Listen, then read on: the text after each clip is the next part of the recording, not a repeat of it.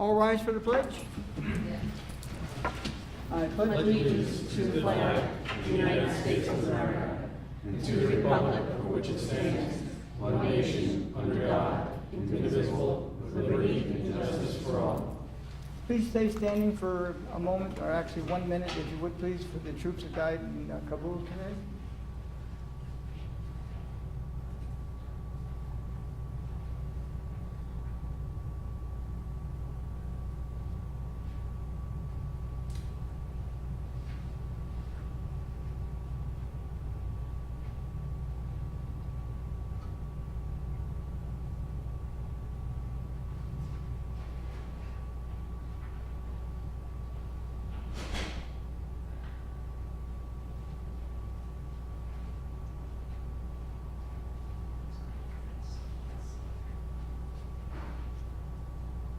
On behalf of our troops, thank you.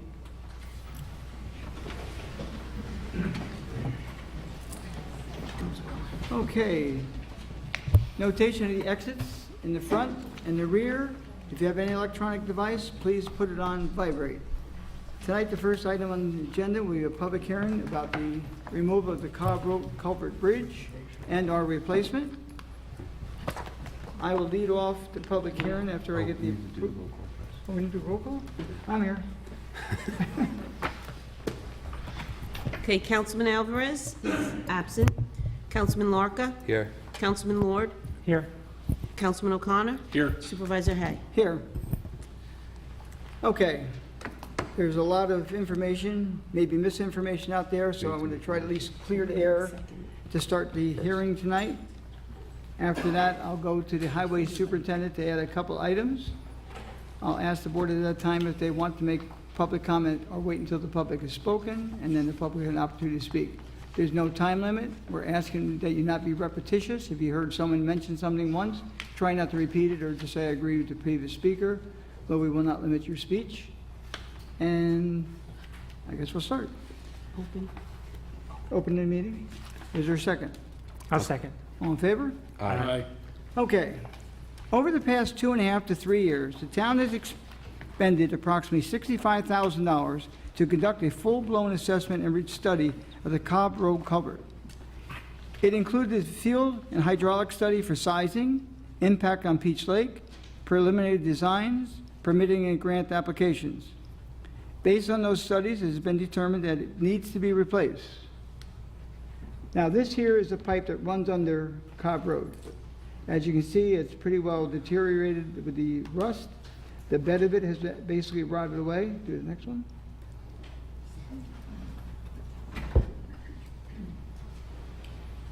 So it's in really bad shape. So that's been going on for, well, probably, like I said, 2.5, 3, maybe even 4 years.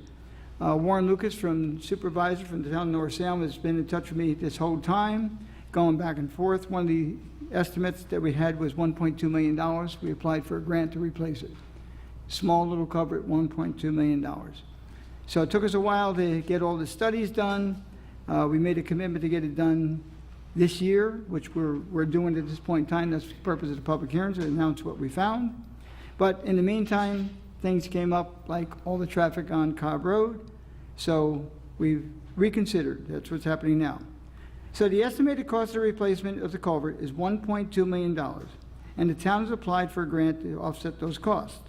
The town was successful and recently rewarded a $100,000 grant from Senator Harkin's office for this project.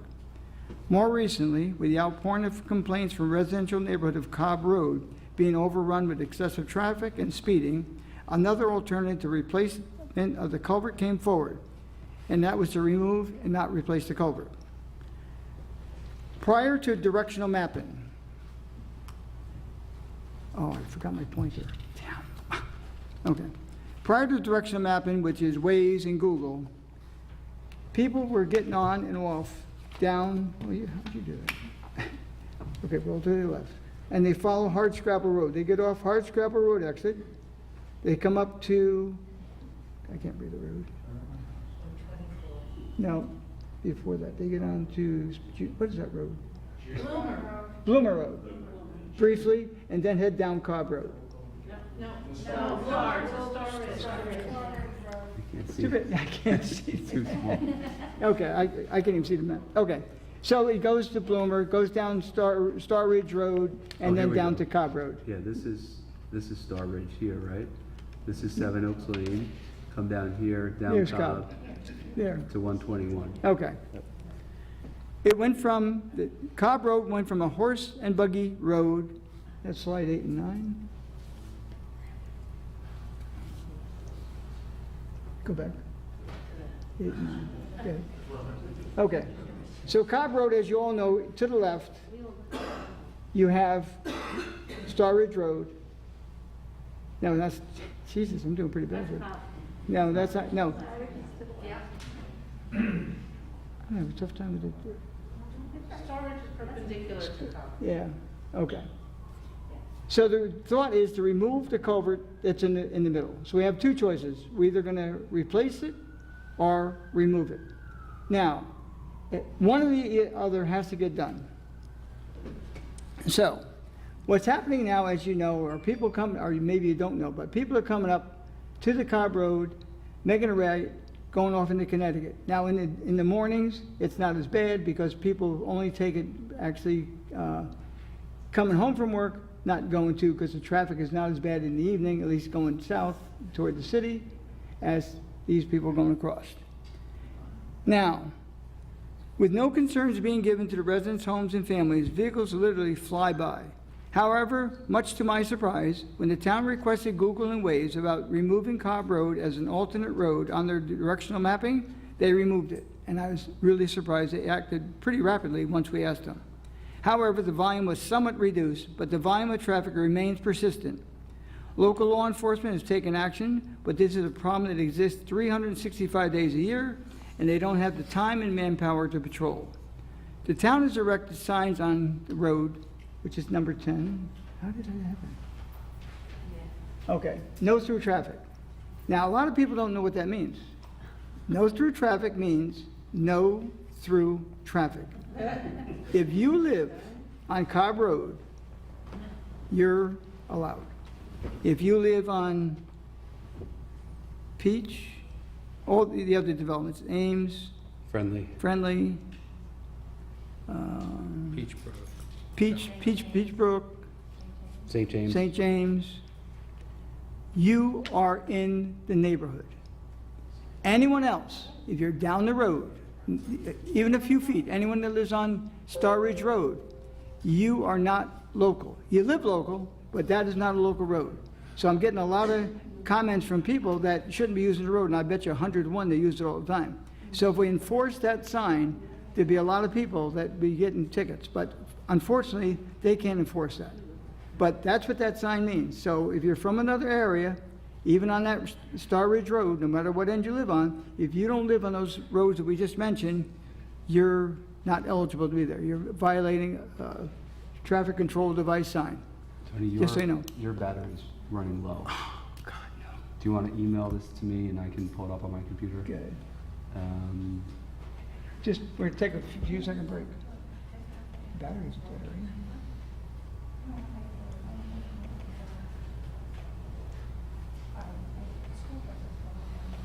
Yeah.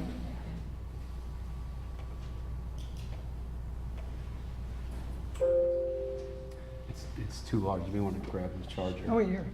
Oh, it's on here? I don't have a USB on my computer. I Oh, lived you know what? USB-C. Lady, we're gonna take a 2-minute break. I gotta get an extension cord. Oh. Okay, sorry we delay. We're back in session. Okay, see, alternate, let's see, we're slide 10. Okay, there have been many suggestions from the public about making the problem go away per se. However, many are not feasible and practical, but as you get up to speak to them, we will address them. Now, the alternate being considered to remove and not replace the culvert and add a walking bridge.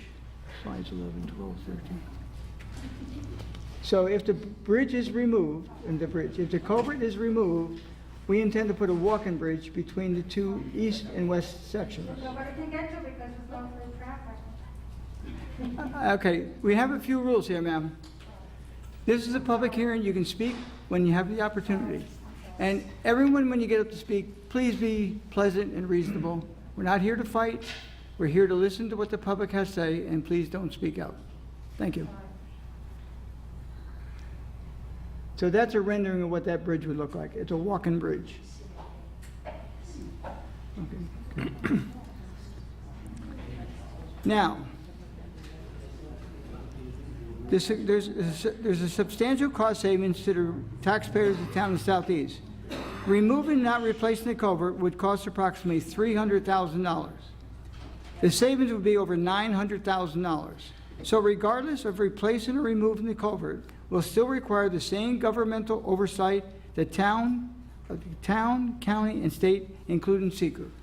This is not a done deal. We've done a lot of work in the past 2.5 years, expended, like I said, over $65,000 in studies. It's going to require more. The DEC, all the permitting process have not even been considered yet because, one, we don't know what we're doing. Now, the first meeting in October is when this is going to come back to this board again. After tonight's meeting, we're not closing the public hearing. You're going to have 10 additional days to submit written comments to the town. And for the next month, this town board will, can go out to the site, speak to anyone they wish. You can send comments into the town. And on October 6th, I believe, is the next meeting that will discuss this. A resolution will come forward. Now, generally, when a resolution comes forward, it's in a positive nature. Like, they don't come and say, we're not going to do it. We put it if we are going to do it. If the board says no, it fails. If it says yes, it passes. We don't do it reverse. You don't say it's going to fail and then override the failure. So it will come back. Don't say, oh, they already made up their mind. We have not voted. I don't really know how all the board members feel. They aren't even aware of all this information because it's been gathered in the past, couple of days as items come in. Now, there is a belief amongst some that the culvert is responsible for the flooding in properties in and around Peach Lake. Want to go to 15, 16, 17? Now, this is Peach Lake. This is down by Peaches area. Now, those residents that live around the lake in that area and even in the southeast side doesn't believe it's coming from the culvert, because I believe, and I think a lot of other people believe, it's the outlet at the beach, not the beach, the area there where it goes on to Cobb Road, that is overflowed. And to dredge it, we've had, probably 10 years ago, there was a proposal to dredge it, but it's not easy to get in there and it would be very, very expensive. So we're having a hard time doing 1.2. I don't know what it's going to cost to dredge it, if and when it can ever be done. I believe at one point in time, Ryder Farm was willing to take the material that came out because it's a very rich material, but how we get it there, it's going to be a very long, but that's a different process. Right now, we're going to remove the culvert. There are some, like I say, that believe that this is what is the cause of it, but it's only partially the cause. And the study did determine that part of that cause was because of the culvert. So since the culvert replacement study began, other issues have risen given the situation of the look, and that's exceeding speed and inordinate amount of traffic being diverted onto a residential street have come to the forefront. I have personally been out to the site on several occasions to witness alleged flooding, traffic, and speed, and this past Tuesday, August 24th, 2021, between the hours of 16:25 p.m. and 16:55 p.m., I conducted, witnessed, and videotaped for 1/2 hour what the residents of Cobb Road endure daily. I have been out there previously and will admit, this day the traffic was much less than many times I've been out previously. Bottom line, vehicle traffic count on a residential street were 248 vehicles, of which 47 were out of state and of which 42 were from Connecticut. By the way, I would like to compare outpouring of complaints similarly made to the town board concerning commercial development at Interstate Logistics. That's a project on Pugsley Road, whereby 300 tractor trailers a day would traverse the roadways. However, now a reverse argument is being made and presented in favor of having 248 vehicles on the town road on half-hour times of 496 vehicles in an hour. So it's amazing how one group maybe doesn't have a problem with the traffic and another does on two ends of town. One was a commercial quarter and this is a residential quarter. I also have pulled from our file this evening that the count that was done during our study, which came to us on April 5th of 2021, there's 2,827 cars a day that traverse Cobb Road. And I'm telling you right now, my count, there's 37 parcels that touch that road. So there's maybe, I think, 35 houses. One person lives on Peach and Cobb, but it's only the property the house is on, whatever. But you're looking at 35 homes and 2,827 vehicles traverse that per day. That's a lot of traffic. That is not a local road, in my mind. Okay, Cobb Road consists of 37 parcels, of which will be the primary parcels that will be directly impacted for the repair and removal of Cobb Road. Now, I say consists of 37 primary parcels. Cobb Road, like when we have the local traffic, they are primary. And the other roads, which I have here, Ames Road, Friendly Road, Fair Meadows Drive, Peachbrook Lane, and St. James Place will be indirectly affected. In other words, they can still conduct business. If Cobb Road was not in existence, those people could still get to and from their house similarly as is being proposed if we were to cut off the bridge. And I call the bridge culvert. Any vehicles other than people that live in the two neighborhoods directly and indirectly impacted by through traffic are actually disobeying, like I said previously, a traffic safety control device. Now, it appears that the most prominent objection to the removal of the culvert from the western side is the loss of what was a residential neighborhood road has now become a shortcut and relatively major thoroughfare to access neighboring Connecticut and get to the other side of town. Regardless, both roads still have access to either. However, it may take an additional 2 to 2.5 minutes. So if the bridge gets removed in the middle, we timed it to go from one to the other, it's about 2.5 minutes. Now, I know I'm going to hear someone say to me, well, what if you're dying of a heart attack? 2.5 minutes could save your life. Yes, it could. But when I give you some other examples of roads here in the town, it's the same situation. Cobb Road residents, unlike Stallion Trail and Seven Oaks Lane, still have two means of egress. Now, I mentioned those two other developments because they only have one means of egress in and one out. So if there's any kind of a problem down there, fire, ambulance, or whatever, they have a problem. Our roads, where we are, with and without that culvert, have two means of egress, which is a good thing for the residents. The town has a history of roads and parcels being detached. As an example, Zimmer Road. Now, for those of you who don't know where Zimmer Road, when you go on Route 312, if you're coming from the Dykeman's area, you hit the bridge, the first road to the right is Zimmer Road. You go up there, we have Town Park, there's Volunteer Park up that way, New York State Electric and Gas. And what happened when they built 84? Go there to the left, right there. That road used to go straight across and come over to Pugsley Road. They cut it off. So whatever they experienced then is what we will experience now. They lived through whatever those experiences were, and we will as well if it gets removed. So that road was dissected by I-84 when it was built. More recently, Prospect Hill Bridge was closed for well over a decade. It closed when I was on the legislature for 6 months. It was almost 11 years. And whatever difficulties they may have encountered and experienced were overcome, and this project, once completed, will also be able to have it overcome. What's slide 20? That's 19. Is that 19? That's fine. 20? Okay. Now, the next one is Peace Hill, where we have a water district. The town went up there, we bought some property from the owner. And when they bought that property, go back. See, now go straight across. Right where it says Pine, go down to the left, and then go up. There, right there is the water plant. We bought approximately 20 plus acres, and some of it went across the road, go across the road. Nope, the other one. Yeah. And that got dissected by I-84 when it was built as well. And it's not a road, but it shows you that from time to time things happen and you have to adjust your life accordingly. I don't know how much an adjustment has to be made. You just have to maybe get used to maybe not taking a shortcut to where you got to go and take a longer way around. So the Peaceville Water District was there and still there, but I wanted to show you that this is not uncommon to do this. Can I ask who keeps speaking out there, please? Everyone will have an opportunity to speak. And when you come up, there's his mic, we do it, please. Now, Another issue being referenced was that there would be additional traffic at the intersection of Route 6 and Star Ridge Road. That's where the new Dunkin' Donuts is located. Now, that's where the traffic should be going anyway, in my mind. The traffic is already on the road. It just needs to go another half mile. Once there, the intersection is controlled by a New York State DOT traffic-controlled signaled intersection. Couldn't ask for more. Now, when you come out on either end of Cobb Road, there's no signaled intersection, and it's very dangerous.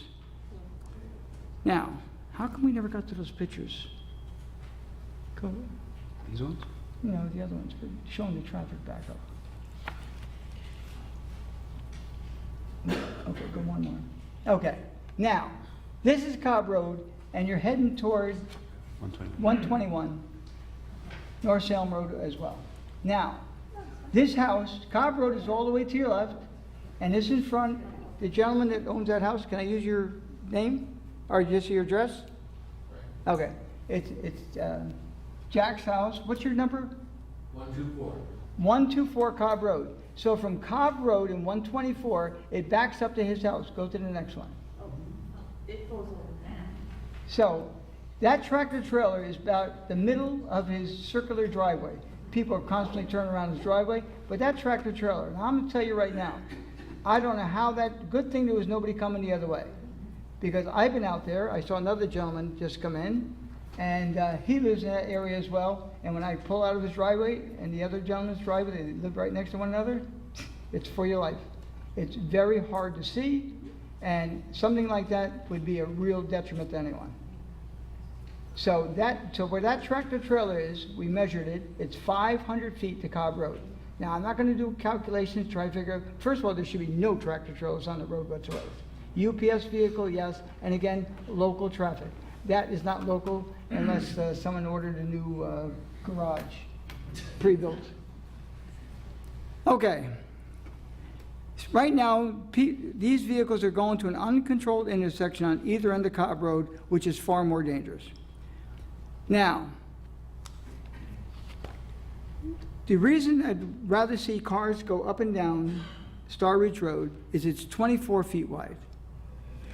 Cobb Road at its widest point is 20 feet wide, and there's absolutely no curbing on the side. There's no,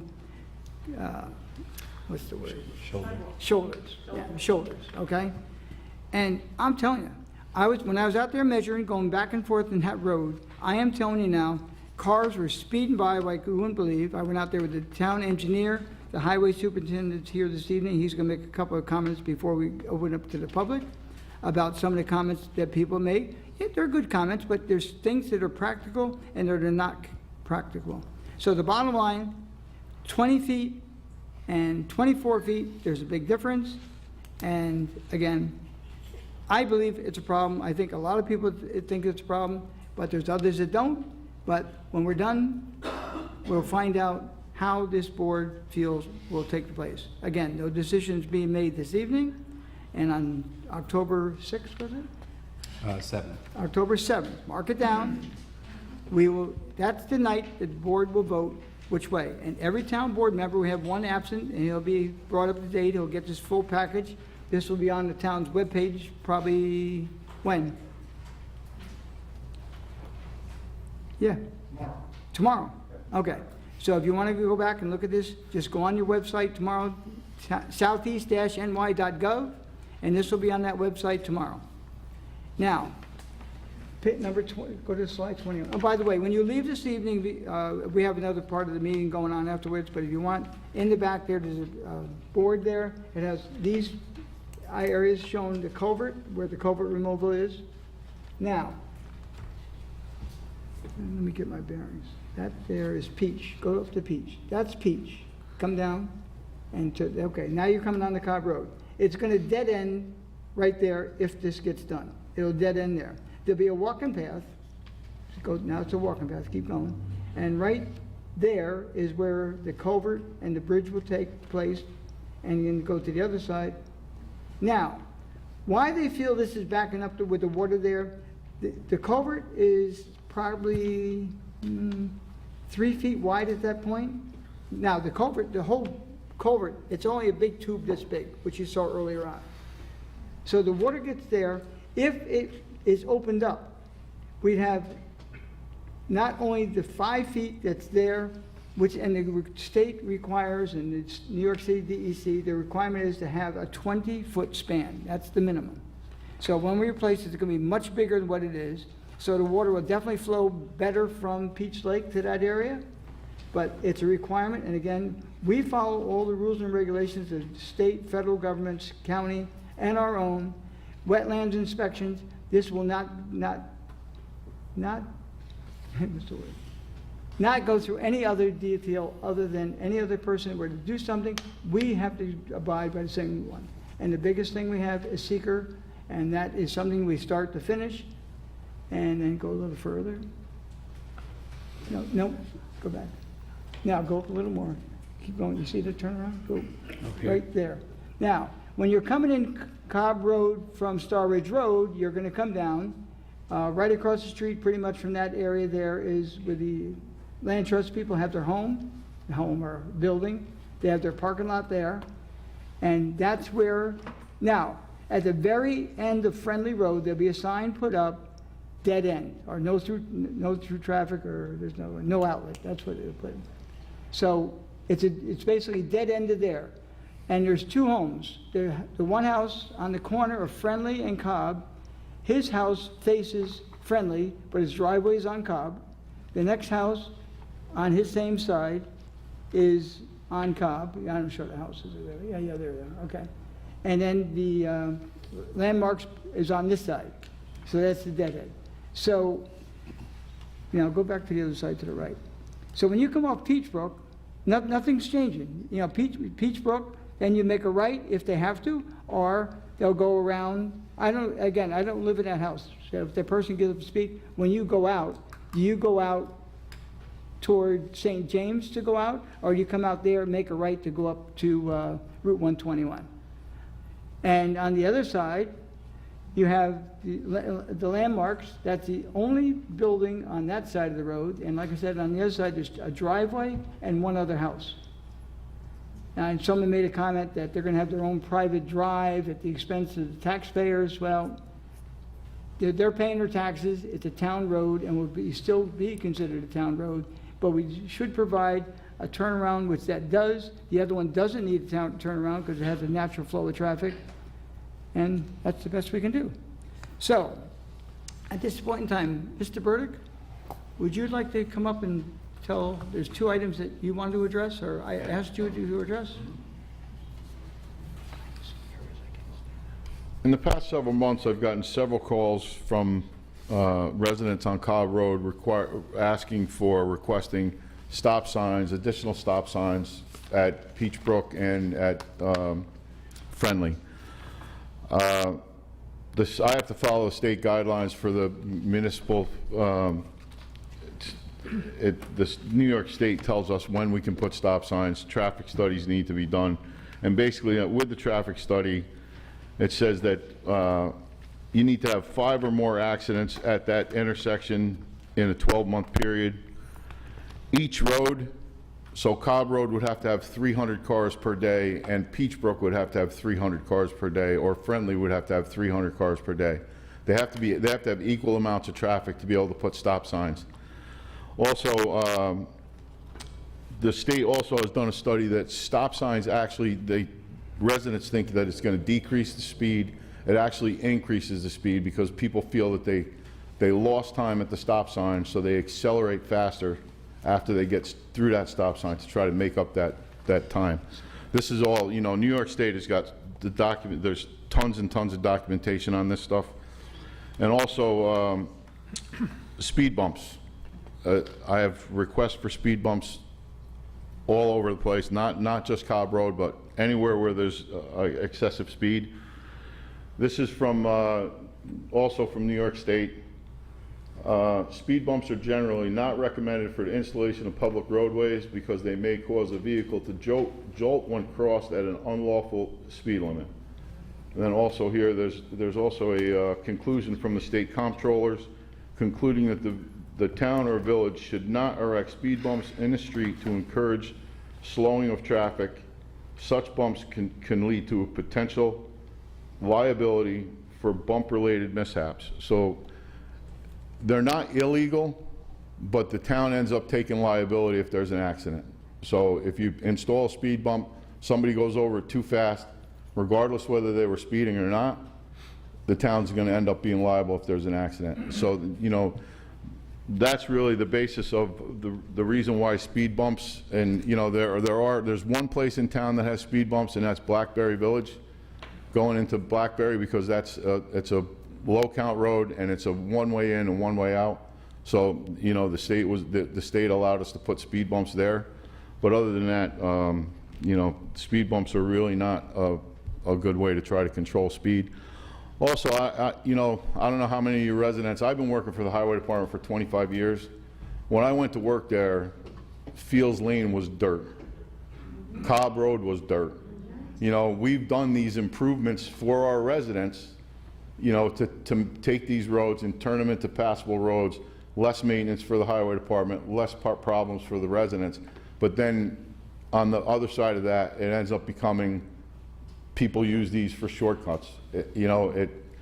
Joe's Hill Road is another one. Joe's Hill Road was partially dirt. We had a tree come down over there. I was blocking traffic on the end. There had to be 60 or 70 cars in an hour, mostly Connecticut, that wanted to get over Joe's Hill Road to get to Connecticut.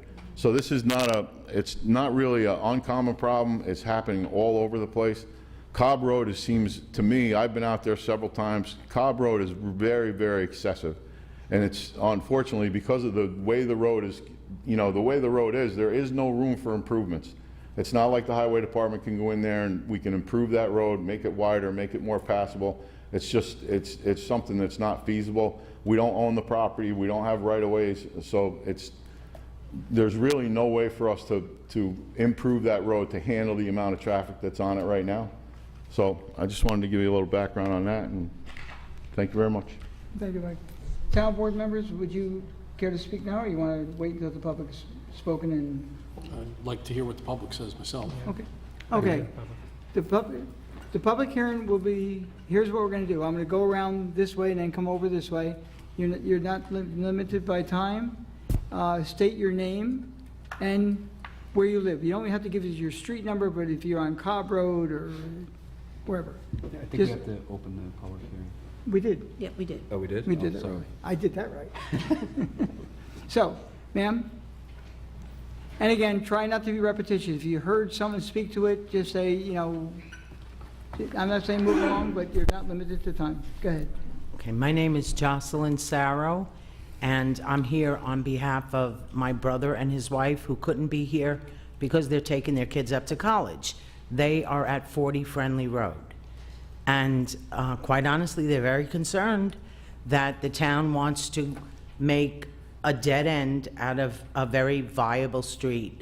It is concerning because it impedes or rather threatens the safety of the people on all of those inner streets there, because it cuts off access to a major artery, which really will add time for fire and EMS to respond.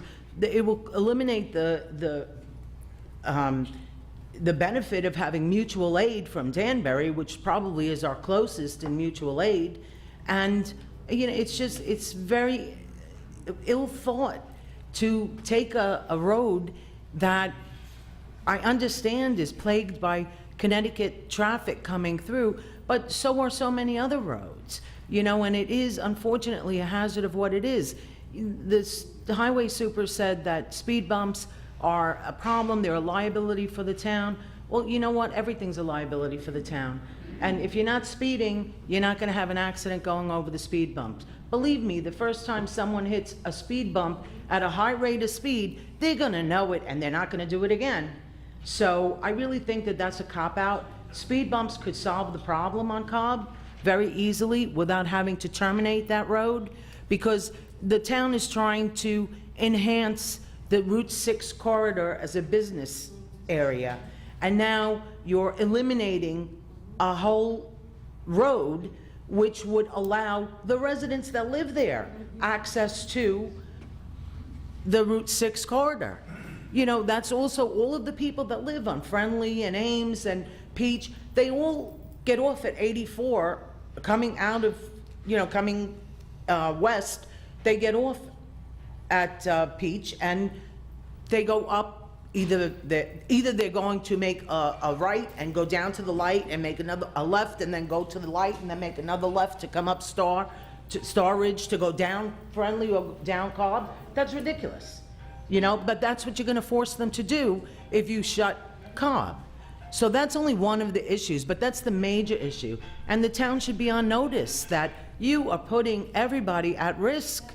And it's $1.2 million is a very small price to pay for even one life that's saved.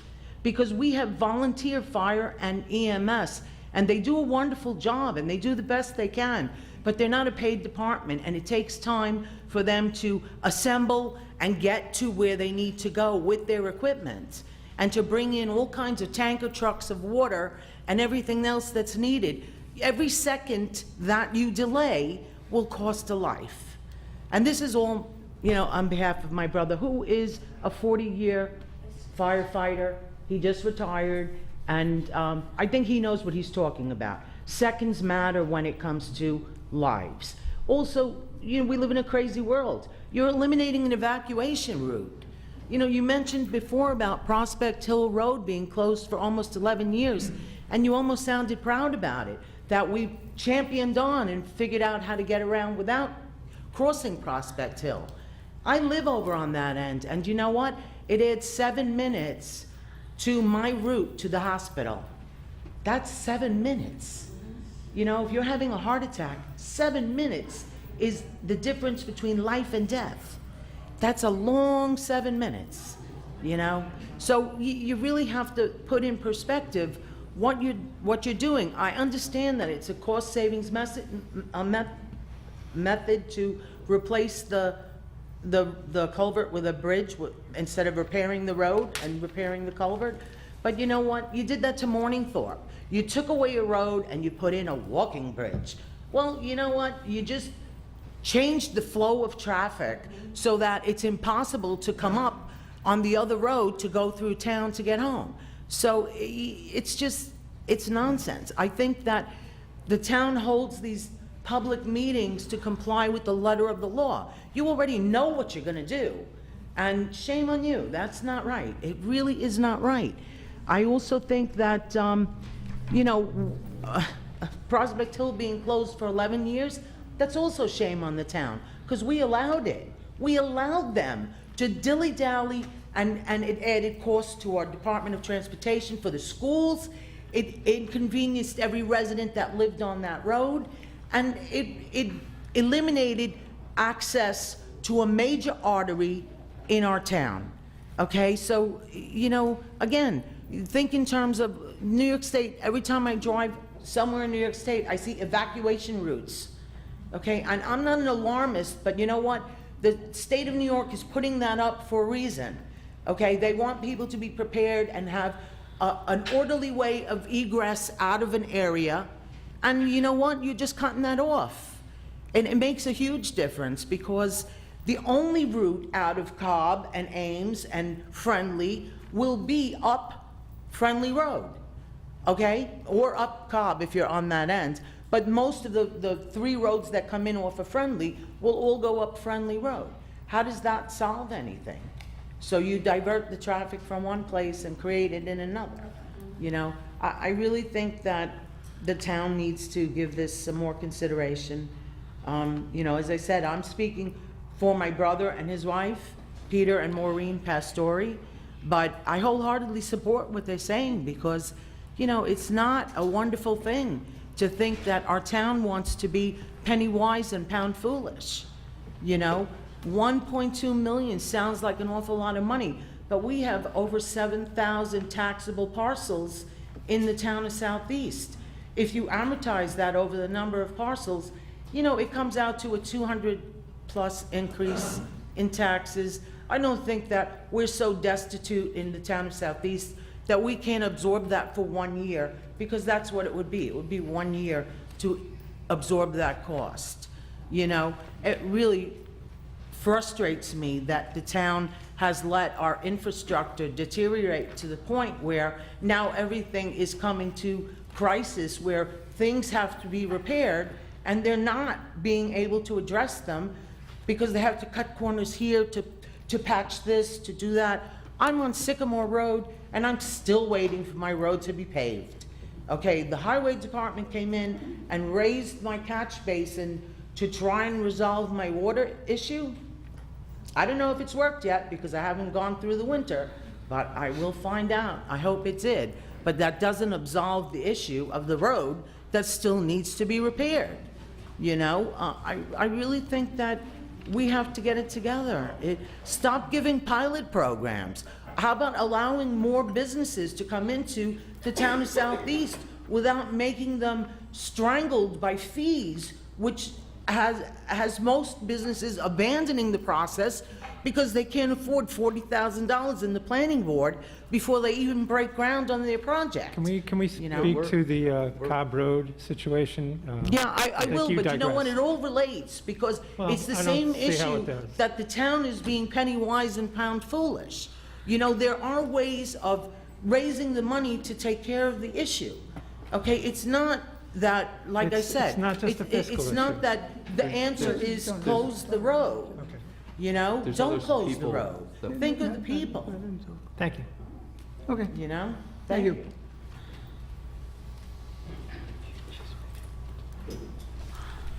Hi, I'm Joanne Dobson, 32 Cobb Road. My husband Dave is here. We're up toward what I now know is West Cobb Road. No, not Um, yet. It may I- never be. I would like to move off a bit from all these issues and look at something that is sort of being overrun, and that's the monster in the room, which is I-84, right?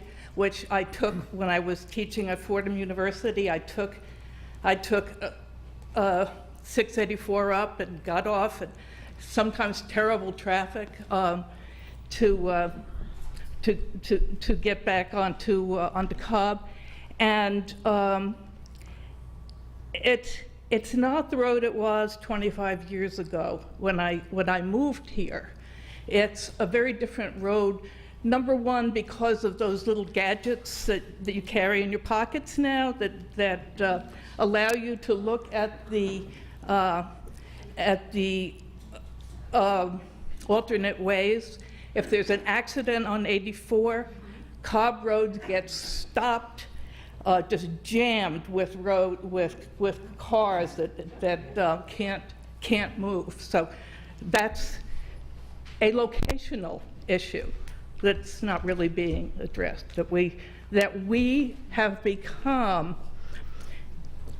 in the morning, Cobb Road has become an on-ramp for I-84, and in the evening, it has become an off-ramp for 684. And more young families are moving in, and I dread the thought of what those children have to face if they are on the road at any time. That's my main point. Those are my main points. Thank you. Thank you. Yes.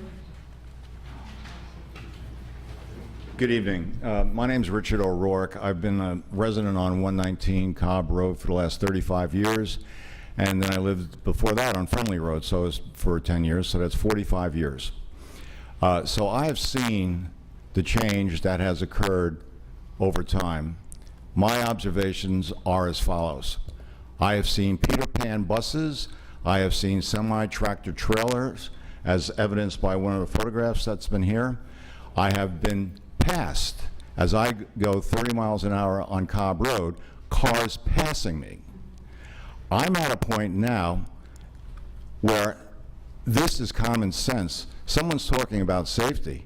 Somebody's going to get killed there. I had my granddaughter, my daughter, and my son-in-law living with me during COVID for a period of 10 months. we reached the point where they could not go out on the road. You could not walk on that road.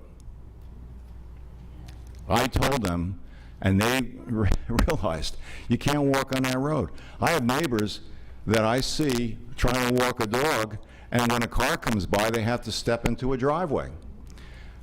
It is ridiculous. This is common sense. We're talking about safety. It was one thing when the road was dirt, when I first moved there. People respected the speed limit.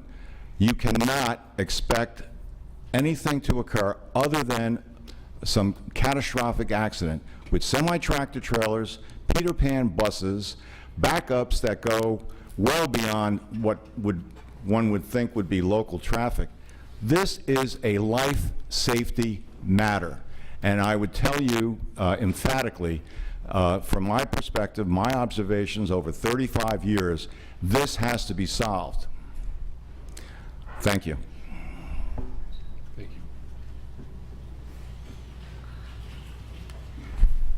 Sorry, I'm short. Good evening. My name is Betty Briggs. I live on 7 Oaks Lane in Star Ridge Manor. I've had the pleasure of living up here in Upcountry since 1977. I'm a little confused as I hear your presentation and the wonderful speakers thus far. I thought we were talking about rerouting a water issue. This has become now a traffic issue, which may be one and related, but it is a little confusing. As you stated earlier, you've worked with Warren Lucas. I lived in North Salem 10 years prior to coming over the line. Star Ridge Manor is off of Star Ridge Road. It's a major thoroughfare. The problem is, you're right, getting off at Hardscrabble Road, taking Hardscrabble to the end, hanging a right on 124, hanging a right on Bloomer, hanging a right on Star Ridge Road to get to Cobb. I agree, it's crazy. But there's got to be a better way to monitor the traffic flow than to say we're going to create basically a private road. That is what you're creating. You're saying that unless you live in that immediate circular area, you can no longer use that. That's creating a private road. And you want my tax dollars to support a private road.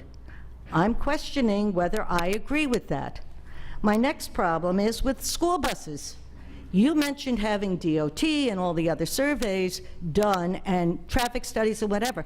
I didn't hear you say one single word about school buses. You're right, Cobb is a very narrow road with no sidewalks. We have children that must entrance school buses. How are they going to get in? Where are they going to turn around? Or are we now going to have children as young as 5 walking up the other half of Cobb Road and standing on Star Ridge Road waiting for a school bus? To me, that seems very dangerous. I'm a 39-year educator, and my concern is for the children. The gentleman spoke about his, situation with not being able to walk on the road. Well, then what do we expect our children to do? You're right. Cobb Road is inundated by traffic coming from 684 and heading to Connecticut. Absolutely correct. I've witnessed it. I've been frustrated. But the problem is more than that, because if I'm coming from Danbury down Star Ridge Road, first I have to get through the intersection that was created by Southeast with the paint store and the Dunkin' Donuts right across from the gas station. It's insane. You can't get past that because people are all going in and out of Dunkin' Donuts. You want to know where the tractor trailers come from? Dunkin' Donuts. That's where they're coming from. You pull in there any day, any time of day, and you will see tractor trailers and all sorts of repair trucks. It's insane. It's dangerous. So we've already created one very dangerous intersection, and we all know what happens on Route 6 right at that corner. We've had numerous accidents over the years. So you want to do something? Why don't you work with Warren? Let's close Star Ridge Road. Let's make that a private road also. That'll cut off the traffic coming off of Hardscrabble Bloomer onto Star Ridge heading to Cobb. Let's make them all private. I'd love to be able to not sit trying to turn into Star Ridge Manor off of Star Ridge Road, sometimes for 6 to 7 minutes because of the stream of traffic. Where are they headed? Cobb, maybe. Maybe they're heading all the way down to 6. I don't know. All I know is the problem that Cobb is experiencing is real. But by making it a private road and not having access for those of us who live right around the corner, It really is. I mean, I'll be honest, I take Cobb, but I'm an old lady and I drive at a safe speed and I've never had a moving violation. Of course, I'll get one on the way out now. But I do follow the law, and I do worry about many of these issues. But A, I'm not in favor of making it a private road. And it is a private road if I'm not allowed to use it. B, she made a wonderful point about emergency vehicles. Think about it. C, where are school buses going to go to pick up our children, and how are they going to turn around to get back out? We have Brewster schools, we have North Salem schools, but I didn't hear you say anything about any study. I didn't hear you say you talked with Warren about that issue. I'd like to know more about your plan to ensure the safety of our children. I think that you're talking to Waze, yeah. I'm coming into this millennium. You're right, it's no longer on there as a shortcut. I just checked it tonight. They no longer are sending people down Star Ridge and down Cobb. So congratulations on that. Let's hope it holds. I used to travel to New Rochelle, 684, to the Hutch, down Mamaroneck Avenue, 295. How many tractor trailers followed those GPS and got stuck under that first bridge? Almost once a week. I understand, but congratulations getting them to take off that. Once again, thank you for inviting us to address you. I truly hope and pray that you are open to our suggestions, our questions, and have not made up your mind. But I have to tell you, as somebody sitting here in the peanut gallery, it doesn't appear that way. Thank you.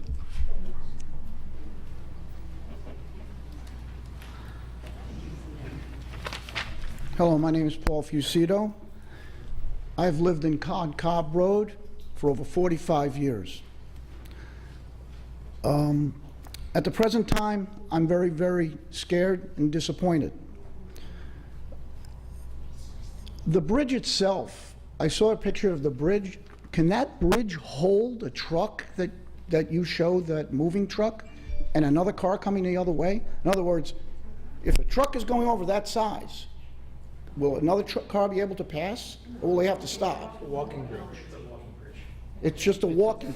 The old one is a culvert, which is in need of replacement. If we do this, the bridge, the culvert would come out and there'd be a walking bridge to get across. Right, so the road would be closed. If you left it open, what would happen? Well, we're gonna, either gonna Okay. remove it or replace it. But those trucks that Mr. O'Rourke talked about, they're real. I sit in my house every day watching them go by. You might have went by, you might have done your tests at a certain time of day, which was accurate, an average day. Have you ever been on my road when there's a backup on 84 coming north or coming the other way? Has anybody ever witnessed that? Has anybody? I'm tired of hearing screeching tires at the top of Cobb Road. Nobody mentioned that. When you get to the top of Star Ridge Road in Cobb, which is where my house is, okay, and you go right or left, it's not an easy turn. If anybody that's been there, it's somewhat of a blind turn. You got to stick your nose out before you turn. So now you're waiting behind everybody else, and they're getting annoyed. I never thought I would do it. I have a gate that I close on my driveway of my house. I'm tired of cars turning around in my driveway.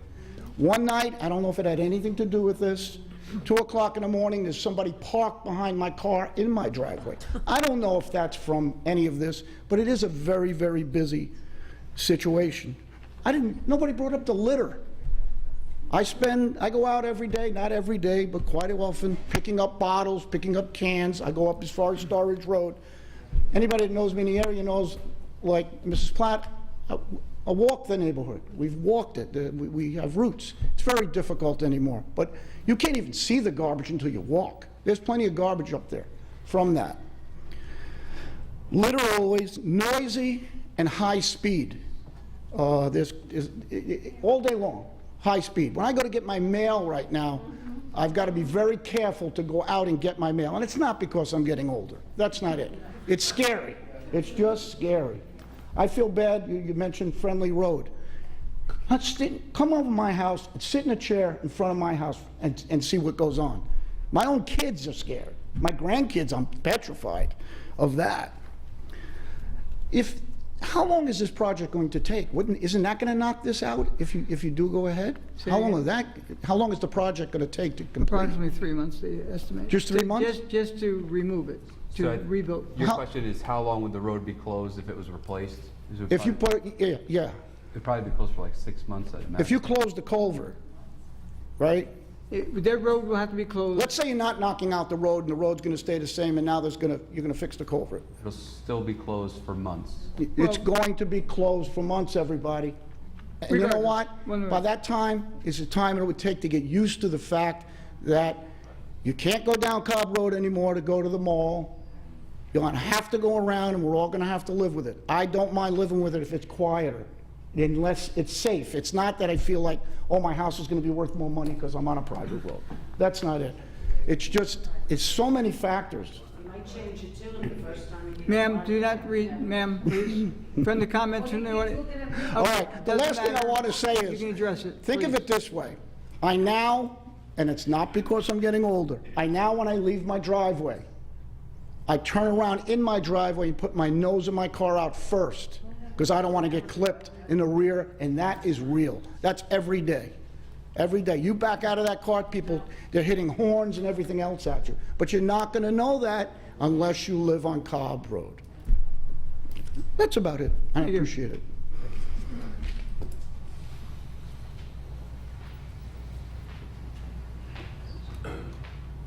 Hello. I'm one of those houses, the two houses that are east of Friendly Road on Cobb that you talked about. Your last name, sir? Hmm? Your last name? Brady. Brady? Yeah. And you were on Cobb or on Friendly? Both. Oh, you're the last house Right. on that corner? Yep. Okay, your driveway's off of Cobb and your house faces Correct. Friendly. Okay. So I just wanted to understand the vision of that walking bridge. Like when you say you're going to rebuild the culvert, even with the walking bridge, what would that look like? No, if we No. rebuild the culvert, there's no walking bridge. It's going to be the major thoroughfare that it currently is. That does not change. So our choice is to remove the culvert, and I heard from residents that they would like a walking bridge so they get from one side to the other. Or the culvert gets replaced and there's no walking bridge and the traffic continues to go as it's currently. Okay, so in the event, the plan of removing it and closing the road and putting in a walking bridge, the brook would look similar to this? There'd be no pipe whatsoever? It'd just be returned to like a flowing stream, and it'd be a Yes. 20 width dimensions, whatever the state requires, or something like that, right? Yes. Okay, so there's no like concrete structure, an arch that goes over the whole thing, or something like that? Nothing? There'll be Just trying to get the concrete same vision. What's that? There'll be concrete on the sides, right? And They that'll have- hold the bridge? They have to make an abutment. In other words, that bridge will have to sit Okay, on so they'll have an abutment there, okay. Yes. All right. a small And then, abutment for a walking bridge. But if it goes back to a culvert, there'll be a bigger abutment and it's 20 feet wide. Okay, if the road stays as a, Yes, and Connecting it'll be just like 121, it is yep. now. You don't even know that it's underneath you. yep, well, I see it, because I looked at it. But, Okay. and then the second question is, if it is terminated, that part of Cobb would be plowed by the town in the winter? Yes. Okay. It plows up to the one point. Still a town road? It's a town road, not a private road like it's being said. Right. And there's many roads like that within our town. Okay. All right, that's it, thank you. Thank you.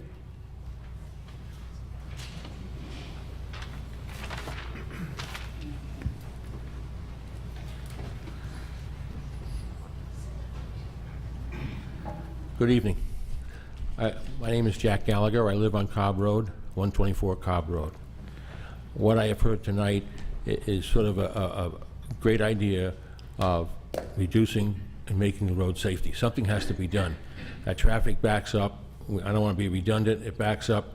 It overflows onto 121, making a left to get back onto 84 to try to do a cut through from Hardscrabble Road to Star Ridge. Again, I don't want to be redundant, but that's what's happening. If this goes through, that you have a walking bridge, you will eliminate the traffic. It'll be safer.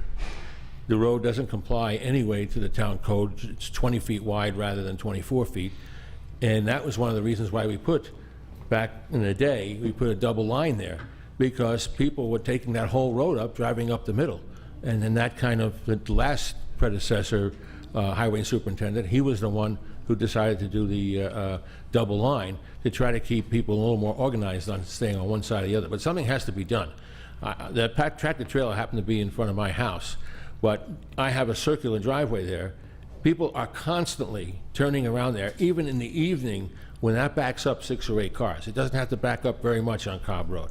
And so they turn around, and I park my car in that circular driveway so that they don't do it. And yes, they go on my lawn around my car and go back up Cobb Road again. With regards to buses, there is no impact whatsoever to a bus. What you would have is Cobb Road East and Cobb Road West, and you would have a turnaround on both sides, going through Friendly, like they normally do now, the buses, and going through St. James and Peach Brook. So there's no impact whatsoever for buses. Right now, it's horrendous. If there was an emergency, you can't, and somebody was on that road, vehicles of the fire department or an ambulance can't get through. It just can't happen. And it is dangerous. I already got hit there.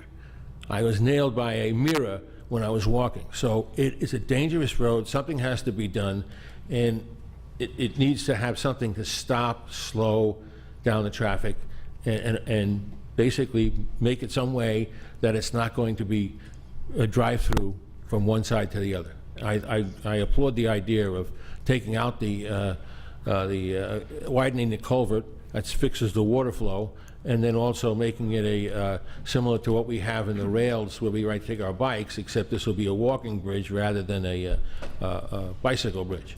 But I think it would end up being very nice, and no one's blocked out at all, because once in 30, 60, or 90 days of the people that are taking that road all these years, they're going to find out very quickly that that road's not going to be through traffic. So it's going to be nice and quiet and safe. That's pretty much all I have to say. Can I ask one question? Why do you think they turn around in your driveway? Well, the traffic. So when they're heading out toward 121, Right. it's too crowded, so they're going to turn around and go back the other way? That's what they were doing. That's exactly what they were doing. Wow. They probably go down Star Ridge, Route 6. Yeah, and then that's ending what they're probably doing. I don't know where they go after they leave my driveway. And to Mr. Facito's point, I have to nose my car out too. I can't back out of that driveway. The back end of my car will be creamed. They're doing 50 miles an hour. They have to stop the traffic. We did things, but that's not the end. Something has to be improved. I like the idea of dead-ending it. Thank you. You're welcome. Thank you.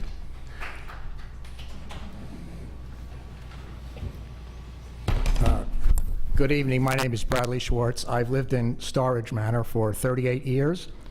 First, thank you, Mr. Hay, for giving an excellent presentation. I worked in Danbury, Connecticut for 31 years and took Cobb Road every day to and from work.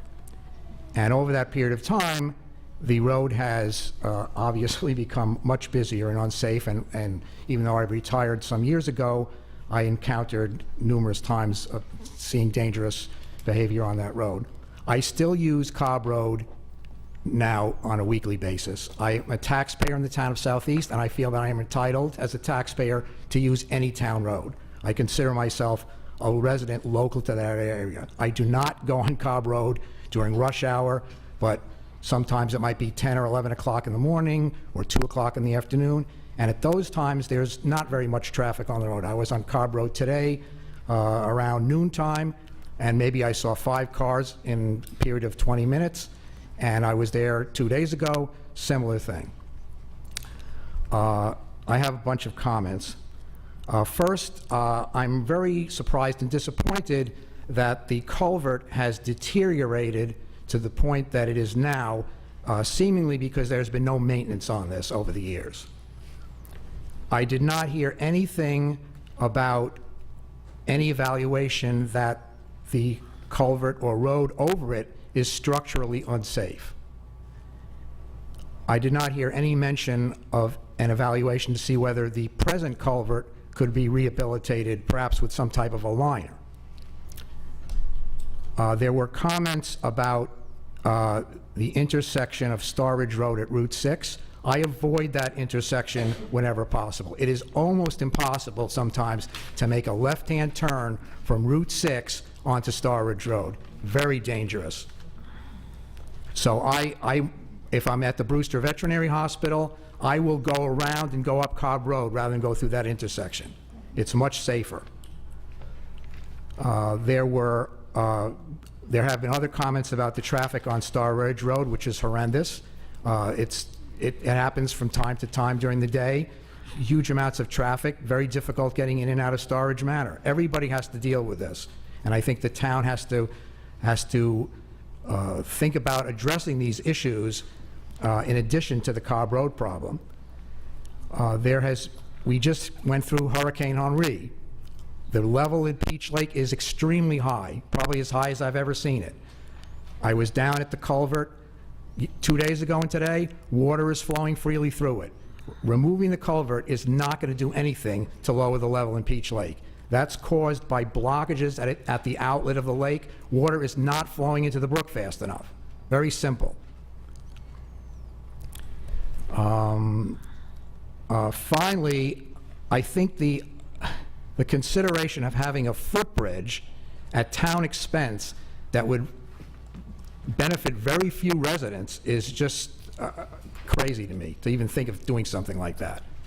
You know, if the town board decides to eliminate the culvert and have nothing there, I don't see why we should be spending money on a footbridge that is going to be used by a few people to travel from one side of the old Cobb Road to the east side to the west side. Thank you very much. Just a quick comment so everyone knows. Go ahead, Vic, you can get up in the meantime. No, I don't want to, I'm not going to. Basically, the town has lobbied the New York State DOT at the Route 6 and Star Ridge ever since the proposal for Dunkin' Donuts to go in there, and they have not come back with it. The recommendation to them was to put a left-hand turn signal there. They're balking at it, they're not moving on it, because when you're when you're coming out of town and you're gonna make a left on Route 22 North, if there's vehicles there, they have a green light to go up, they should have a light to go left, but they don't. So the cars are coming. So now the cars that can't make a right are sitting there, blocking the view of the people coming up, and what happens, they don't see them, and you're gonna have a big crash because of that. And we've lobbied, I know, for at least 3 years at the junction of 121 and Route 6, where the Fox Ridge used to be, it's Comfort Inn, whatever it is now. We've asked, and they have not moved whatsoever in 3 years.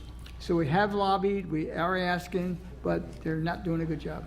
Go ahead. And if your numbers, Mr. Hay, about an additional 3,000 cars traveling on Cobb Road are correct and are detoured on Star Ridge Road to Route 6, it's going to make that intersection even more impossible than it presently is. I'll get to that, but there are a couple of other points I wanted to make. Earlier this evening, you mentioned a 3-year study that included the impact on Peach Lake. I don't know if anybody in the public has seen that study or if it's available for review or consideration, but I think it would be helpful if we had a chance to see what in fact was studied and what supports or doesn't support the conclusions that are there, because I got the impression that from your remarks that the study involving the culvert replacement almost had a predetermined outcome. I think it's important that it be made available so that people can review it and consider it rather than just hear about it for the first time at this informational meeting / public hearing. Now, a couple of people have mentioned, and you yourself mentioned, the fact that Waze and the Google GPS systems have had an impact, and that when you communicated with them and asked them to mark off Cobb Road as not a through road, they've responded. That's one step to reduce traffic.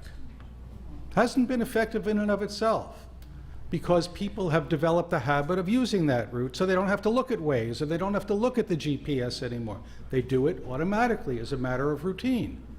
Well, you know what?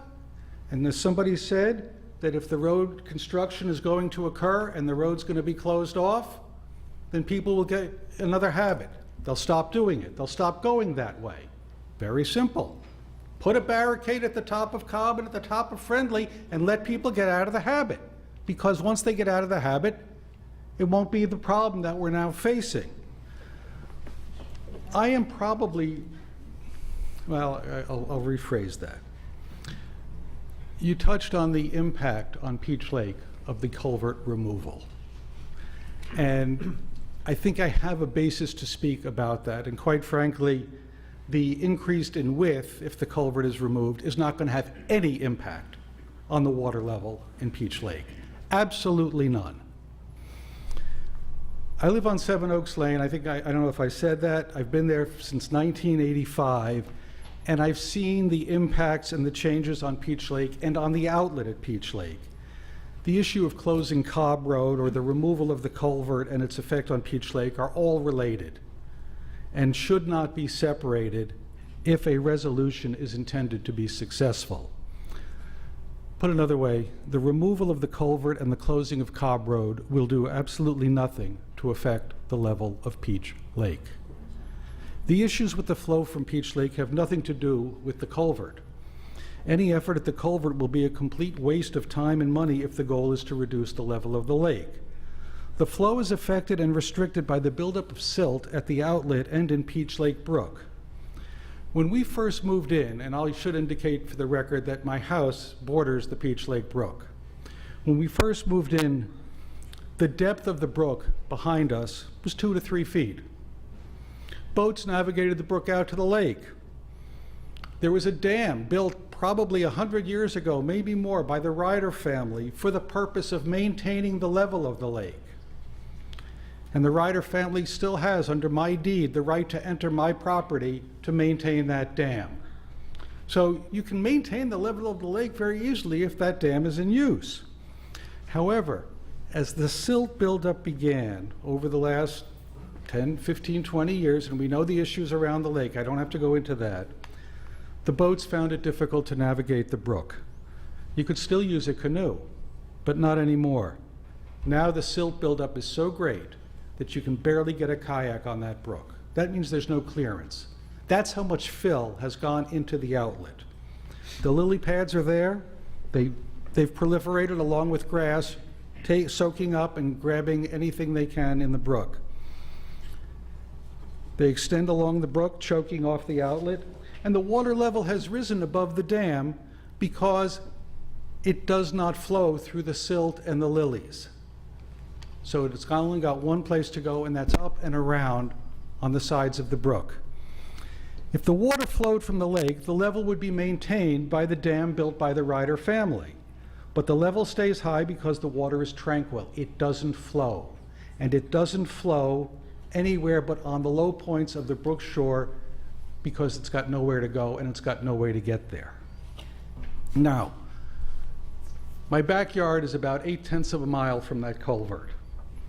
In that distance, there is an elevation change of as little as 1 foot. Think about that. Traveling 4,000 feet to get a change in elevation of a foot. That change in elevation further limits the flow as being extremely gradual. But the flow at the culvert that we saw on these photographs and that were shown tonight is still plentiful, indicating that there is water reaching the culvert from higher elevations along Star Ridge Road and coming down Cobb Road, and also in the wetlands north of the outlet. There may also be additional flow at the culvert from the sewage treatment plant. What I do know from actual observation is that the water is not reaching Cobb Road from Peach Lake, which is why the lake level remains high. Peach Lake Brook, from a satellite view, appears to be a straight line, unlike a watercourse with natural contours. That suggests the brook might have been created through the wetlands north of Peach Lake many, many years ago.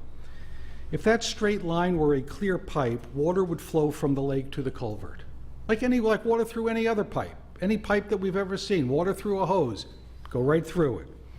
However, if a portion of that pipe, that brook, were obstructed, flow would be affected. It's that simple. While it is possible that other obstructions along the brook are affecting the flow, that does not appear to be the case based on the current flow at the culvert. There is water getting to the culvert, but it's not coming from the lake. The restriction is at the outlet and at the southern end of Peach Lake Brook. A claim that the present culvert is of insufficient size, causing the water to back up, is at best speculation. Nothing has caused the culvert to be ineffective. There are no developmental changes on that brook in the last 30 years that have increased the flow at the culvert, with the possible exception of the sewage treatment plant. Any flooding near the culvert is the result of water spreading from the edge of the brook because the level has risen and the flow from the lake is obstructed. It used to be in my backyard that it would dry out by May, and you could actually use the lower part of the backyard come middle of May, maybe Memorial Day. Now it's August. That section of my backyard looks like a rice paddy. Water's got nowhere to go. And it's just something that we deal with. These observations lead to the conclusion that the changes to the culvert will have no effect on the level, condition, or quality of Peach Lake. It would be a mistake to believe otherwise. You're all welcome to visit the property and make your own observations. I don't know if any of the people doing the study that you spoke of were ever there or ever made those observations. The issues affecting Peach Lake and Peach Lake Brook are unrelated to the issue of closing Cobb Road, and they should not be used as an excuse for that action. And I think the closing of Cobb Road is an incomplete effort to address a growing traffic problem, a problem that is not limited to Cobb Road. The use of GPS technology, as been said this evening, has made Cobb Road an attractive alternative. And I feel based on the stories I've heard from Mr. Fucito, Mr. O'Rourke, and others who have experienced that tremendous flow of traffic. I don't know how I would react to it, to be quite honest with you. But I too have seen the traffic increase every morning when I drive down Star Ridge Road to Route 6, every evening when I come back up. Evenings when if I come across 312 and take the exit 10 is backed up onto 684 at times. This is not simply a Cobb Road issue, a Cobb Road traffic issue. This is an issue that is much greater than that, and it's going to require much more than just closing Cobb Road, because as I said earlier, you close Cobb Road and you force that traffic onto Star Ridge, you force that traffic onto Route 6, and you don't have a traffic pattern that can handle it. Maybe the state DOT is dragging their feet on the use of signals at the intersection, but I know how difficult it is to make a left turn from Star Ridge Road onto Route 6 in the morning. And I also know it now will take often 2 sequences of light changes to get to the entrance to 680, to the light at 684 entrance from Route 6. So the traffic is not going to improve by closing Cobb Road. All it's going to do is move it elsewhere. And I'm reminded of an old Abbott and Costello comedy routine where I think Bud Abbott said to Lou Costello that he's going to solve New York City's traffic problems. And he's asked, how do you do that? He says, I make all the signs one way. He says, then what? Then it's New Jersey's problem. That's what we're dealing with. It's an old joke. I saw it on TV a long time ago. Others have spoken about the closing of Cobb Road and its impact on emergency vehicles. I'm not going to repeat that. I appreciate the time you've all given me. I appreciate the listening that you've done. And I just hope that we can get this study out and available and on for further discussion before decisions are made. Thank you. Thank you.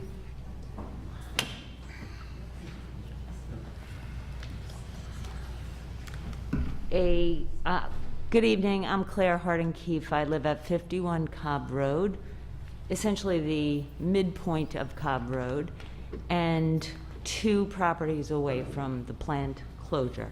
And I say planned closure because the presentation tonight very much sounded that way. And that's somewhat upsetting to me as a resident working from home essentially for the last year and a half at that intersection and seeing the increasing traffic and being upset by that. And I really appreciate the remarks that preceded me and would love to see them also on the website, because it seems to me that we are confusing 2 issues here. And I'm not sure why they are joint. We talk about the culvert, and it sounded like there was a lot more science explained in the speaker before me than in anyone on the panel in front of me. And I too was going to ask for the study. I live right there. I see a trickle of water go through there. It doesn't seem like that is the issue. And to present that as the issue of tonight's hearing, when you all on the presentation, it was all about the traffic. And I walk on that road almost every day. I sit in my office on that corner. I see the tractor trailers. I see the backups. But I'm not convinced that this project is addressing that. I think it is just redirecting it. It is incredibly dangerous at Route 6 near the Dunkin' Donuts. Going from 121 onto Route 6 with the flashing light is equally as dangerous. And you're just going to increase traffic in those areas without any fixes. If we're talking about traffic, I've seen no one from law enforcement in almost a year. I've made calls about the traffic, and they tell me that they don't have the resources to send someone out. They're on other calls, and I appreciate that. But there was a time about a year ago that there was much more enforcement.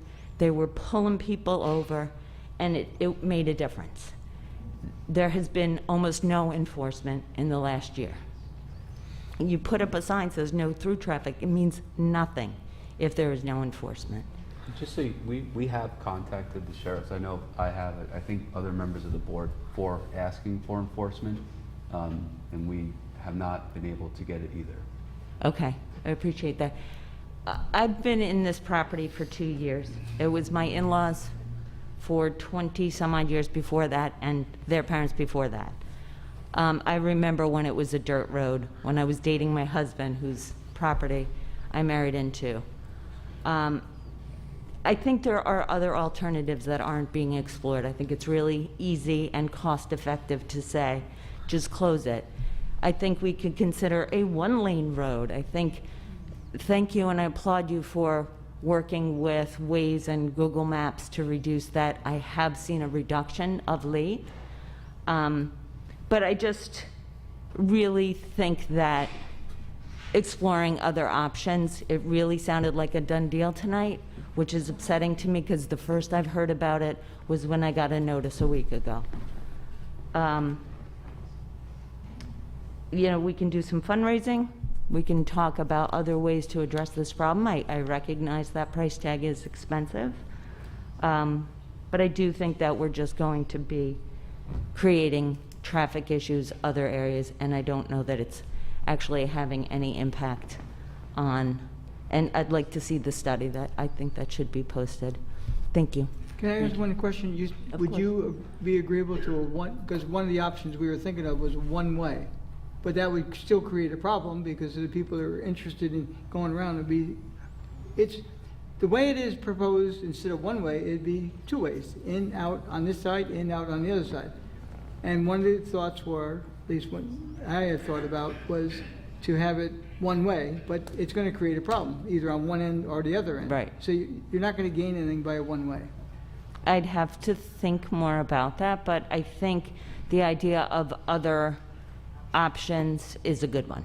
I don't think that they have been thoroughly explored yet. Well, unfortunately, there's not many options, and I've been, again, working with Warren Lucas and town engineer, and on our side, we don't believe that doing anything with that culvert is going to be beneficial. That's one of the reasons it's taken as long as it has to get to the table here, because I don't think it, like Victor said, Mr. Grossman, it went 1 foot from one end to the other, and that's nothing. We know it's clogged, and that's an option that's down the road. Cost-wise, I have no idea. And you know, there are other. We'll post as much information as we can because there's different studies. We have the Peach people, Peach's side. Okay, they have comment. We have people from Vales that have made comment. We'll put it all on there. There are different studies. It's not an easy thing, but one way was one thought, but we didn't think that would work. And I'm telling you now, when they told me that, the culvert, we have many roads in this town. We just finished Welfare Road culvert. These culverts are aging out. It's not just this one, but there's many of them. And we address them as we can There's a limited amount of funds that we have available. We do apply for grants, not very successful. So there's a lot that goes on behind the scenes that, you know, we as a political end deal with that we don't see, can't give every bit of information. I mean, I could have been a lot more elaborate in the meeting, and it may have been taken 2 hours for me just to make a presentation. But there's a lot being done. I think that's maybe not earlier visible. in the process, that we're being brought in so late is a little difficult, But at least for You know, I think myself. For the town board, this thing of, you know, not replacing the road is brand new.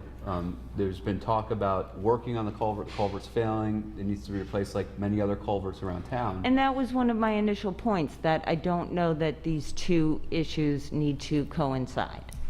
They do and they don't. They do in the fact that we have to replace the culvert. So we thought, while we're replacing the culvert, to put the issue about the traffic, which has really come to the forefront probably in the past 9 months. It's become a big issue. Prior to that, it wasn't as much of an issue, but it's become a big issue in the past 9 months. So they kind of, perfect storm, unfortunately. Okay, Thank you. thank you.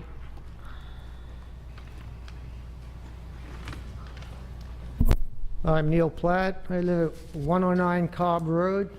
Been there for 35 years. And during that time, I've seen it go from a small dirt road, probably 1 1/4 lanes wide, to what it is today. 35 years ago, nobody used that road but the people that lived on Cobb Road and maybe the people on Friendly. So after hearing all of this, I don't think there's any argument that we have a traffic and safety problem on that road. And whether you want to combine it with the culvert issue or not, we have a problem. And you can look at it as a separate problem.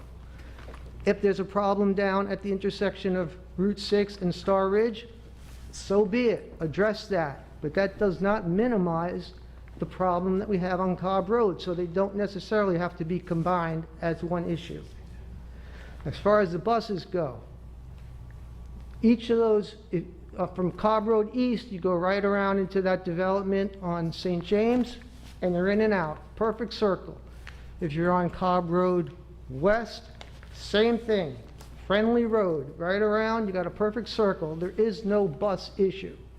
As far as the safety issue, I think we have a greater issue with the cars backed up on Cobb Road, where if I needed an EMT to get into my driveway coming from Danbury, as suggested, they can't get there. They cannot get into my driveway with the cars backed up.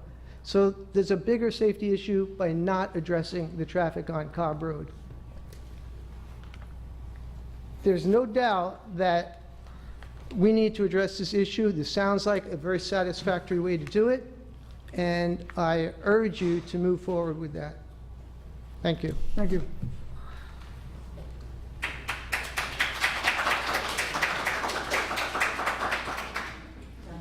Hi, I'm Donna Doherty. I live at 127 Cobb Road. I'm actually the the picture you showed with the tractor trailer on the house across the street. So I see this daily. I'm only the second house in from 121. The same way the gentleman mentioned, he hears screeching brakes at the top when they're going from Cobb onto Star Ridge. Well, when they're all backed up like that, and sometimes it goes straight through all the way to Star Ridge, it's because they're all coming down way more than 55 miles an hour on 121. So now you're sitting there and they want to make a left. So when you said before that it's not that difficult to go the extra 2.5 minutes, you're right, but it's extremely difficult. And you said it had 2 egresses, but both St. James and Cobb go onto 121. Now you're going to redirect that traffic. They're either going to go down 121 or they're going to go down Bloomer and come Bloomer to 121. So now we already have all the people coming from Ridgefield and that enter that you can't pull out and make the left turn because they're zooming at you. So now you're going to send more because, like you said, they come across, they go to Bloomer, they go 121, or they might just stay on Bloomer and come down, Star, I'm getting myself confused. They come down Star, but they go through Bloomer to the other side to where the Hayfields Cafe is and go down to get on the highway. Now, it's going to be harder to get out Cobb Road because they're both going out onto, you've cut off our only other way out.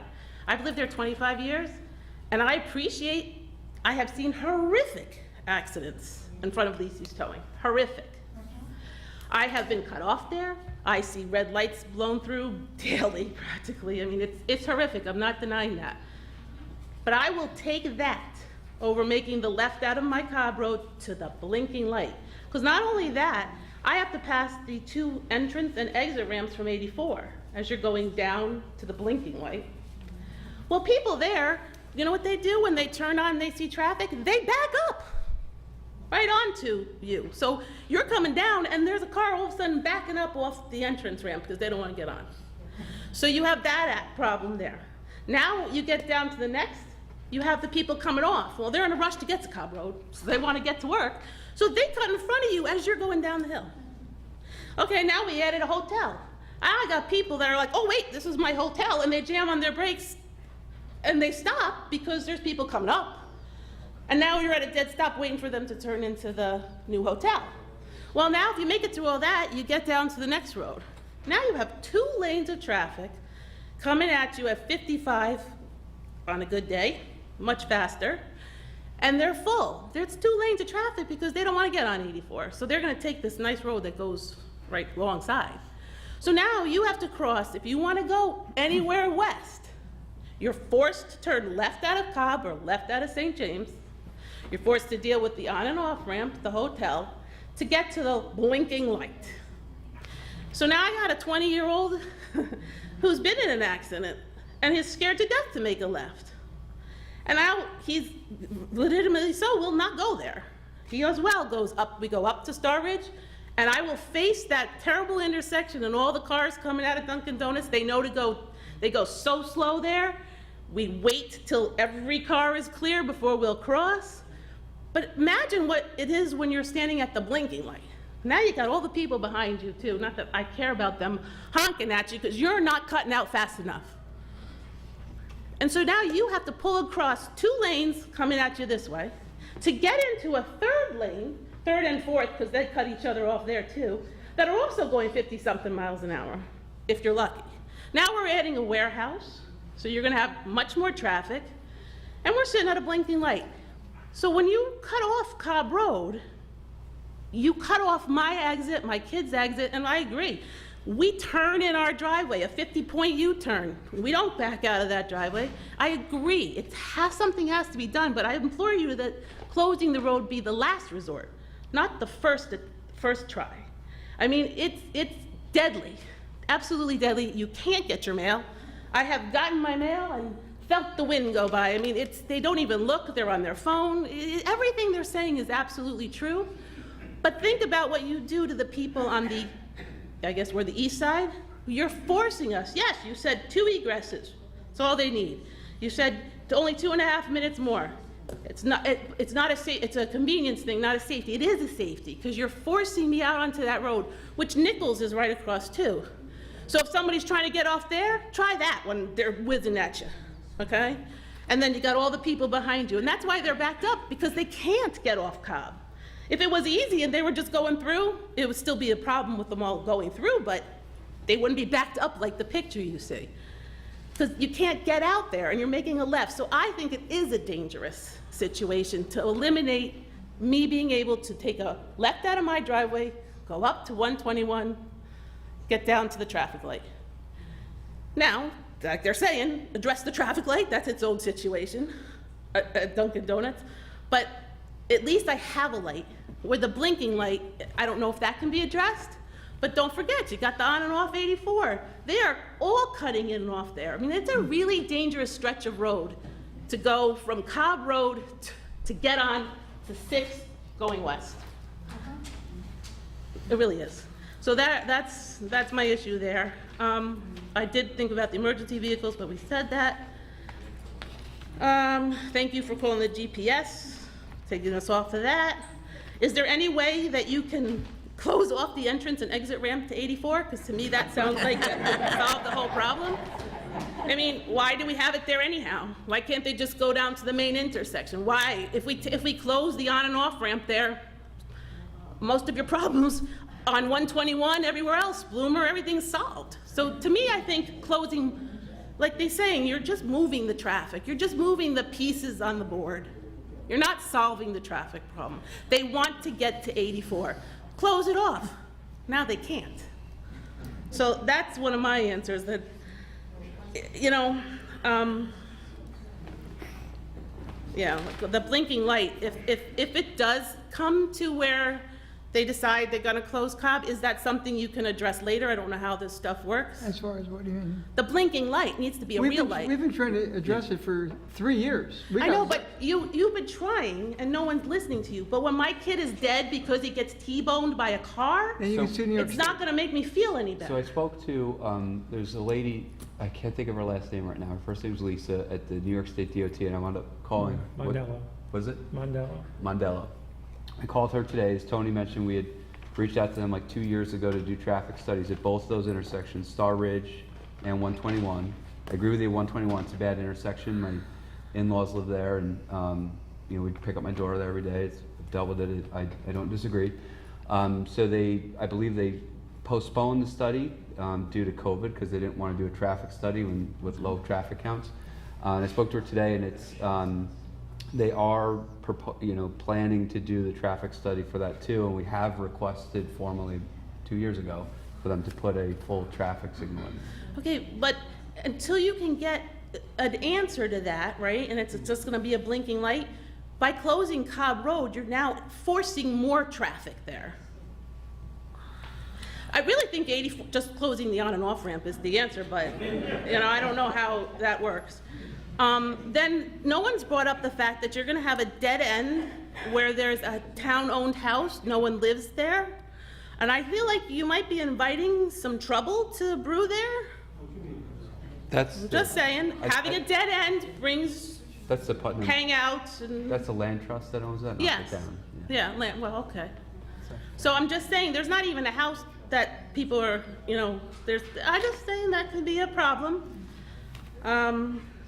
I also had some other solutions that I'm just gonna throw out there. Why don't we put it back to the dirt road it was 25 years ago when I moved there? I loved my dirt road, kept the traffic down. I don't think a tractor trailer is gonna come down the dirt road because it was very bumpy. You could not speed, which is why you paved it, but put it back. One way. How about gates like they put on private roads? So you gotta go around to get in and out, make it inconvenient. Speed bumps, you said, are no good, but I don't know. I'm no engineer, there's gotta be something. Local police, how about cameras? I mean, why can't we put a camera there like they do at the traffic lights? When you go through the traffic lights, you get a ticket in the mail because you went through the traffic light. Every Connecticut plate, Massachusetts plate, Florida plate, I can name them all, Jersey, that come through hourly, minutely, would all get a ticket. I bet you that camera would be paid for in a week, and you'd have a lot of money to fix your other issues, because it's not even really funny. I'm saying it that way, but there is such an amount of cars. It's not the people living on Star Ridge that are coming down that we're worried about, it's everybody else. And put a camera there, take their license plate and send them a ticket. Put a sign that says it's monitored by camera, we're gonna ticket you. Because I understand the cops can't be there all the time, although I will give them my driveway, I will feed them everything. They can sit right there and just stop them one at a time. And they don't even have to stop them because they back up, they can just give out the tickets. I mean, and that has stopped. They came for a little while, once the street signs went up, no cops, none. And believe me, I watched, because I got 2 20-year-olds and I was afraid we might be speeding down the road too. So I wanted to make sure, you know, I knew. The cops, they're not there. They're not. They put the signs up and they ended. So that's what I actually said, that you could ticket them for coming through the street and you could ticket them for speeding, because you'll get them on both. Then I talked about the traffic light, please, if it's blinking, because you leave, that to me, to turn left into that, and like there's more businesses besides the warehouse, right, that are going up on Route 6. So now you're gonna have tractor trailers or box cars at the There'll be a least. red light at that intersection. Where the blink is? No, where... Well, what I'm saying, they're still gotta come past that blinking light, so Yeah, we I've been can't telling get you, out. There's gonna be a new light at the intersection of where that building is located. Yeah. There's gonna be a light there. Okay, but that doesn't help Doesn't us help. trying to get across the lane. Ma'am, I mean, people must believe we don't try to do anything here. We are limited. We try. No, I do, no, you're But- misunderstanding me if that's what you're hearing. I do know you're trying, but that's what I'm saying. You're limited. So but you're not limited to closing Cobb Road, but once you close Cobb Road, I am destined to if I want to go west, I have to go through a blinking light because they're not working with you. I'm not saying you're not, I'm saying they're not. But when you do it, it leaves you no choice. You can't go in the next day and put a traffic light. That's what you're telling me. So it's actually out of your hands, but you're creating more traffic. And those cars are gonna come across Bloomer and they're gonna come down and you're gonna have them now, all those other cars trying to get through that blinking light. It's a very, you know, and like I said, you got the on-off, the hotel, and then that. I mean, I personally, I do. 25 years, better part of it, I go to the light before Dunkin' Donuts, and now even with Dunkin' Donuts. Is there any way you could put a cut through at the end of Peach Brook that would cut us through to Friendly, and don't put it on a map? Oh, And then we could just get out? Well, then we'll have the people from Friendly making comment to that, so that It doesn't would be seem another feasible. bridge. It would what? There would have to be another, a longer bridge built. There's wet, it's wet there? Is that why? Well, the water flows, yes. Oh, that's a shame, because then we could have cut through. So anyhow, I just implore you that, yes, the situation has to be addressed. I'm not an engineer, so I don't know anything about the water part, but the traffic part needs to be addressed. And please don't just move the pieces to solve that one problem and forget the people on the east side of Cobb Road and St. James and all those that have no choice now but to make a left and go through all of that and wind up at the blinking light, which the traffic is going to increase because of what we're building. And if you're gonna put a traffic light there, I wouldn't even bet that it'll all back up and they won't even be able to get across. So I just implore you to look at the whole picture and realize that doing that limits us, and left turns are dangerous. So anyhow, that's it. Thank you. Thank you.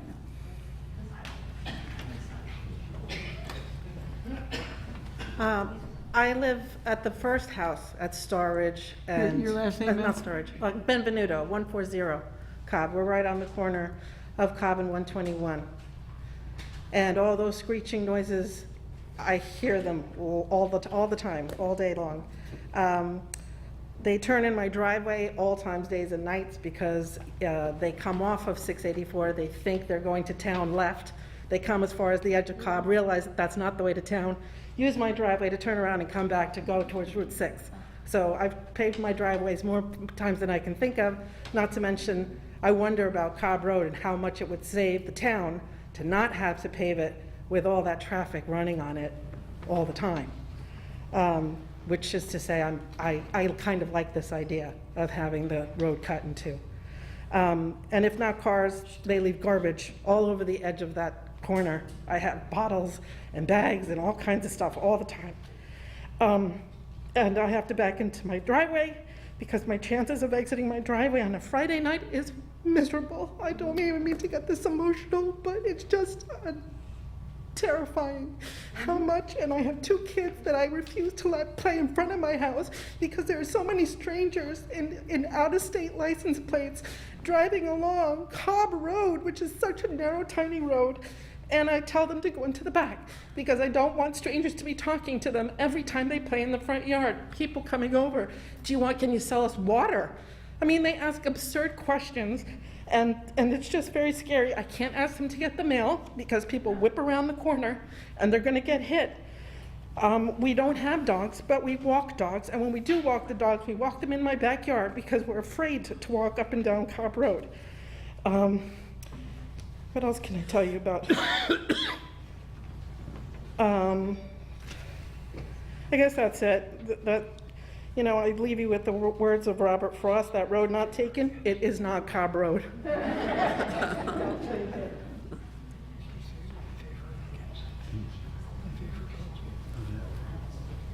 Hi, my name is Dan Chalice. I live at 84 Cobb Road. That's the house that Alan Messing had, which is on the corner of Peachbrook. I've lived there since the late 90s, so a little over 20 years.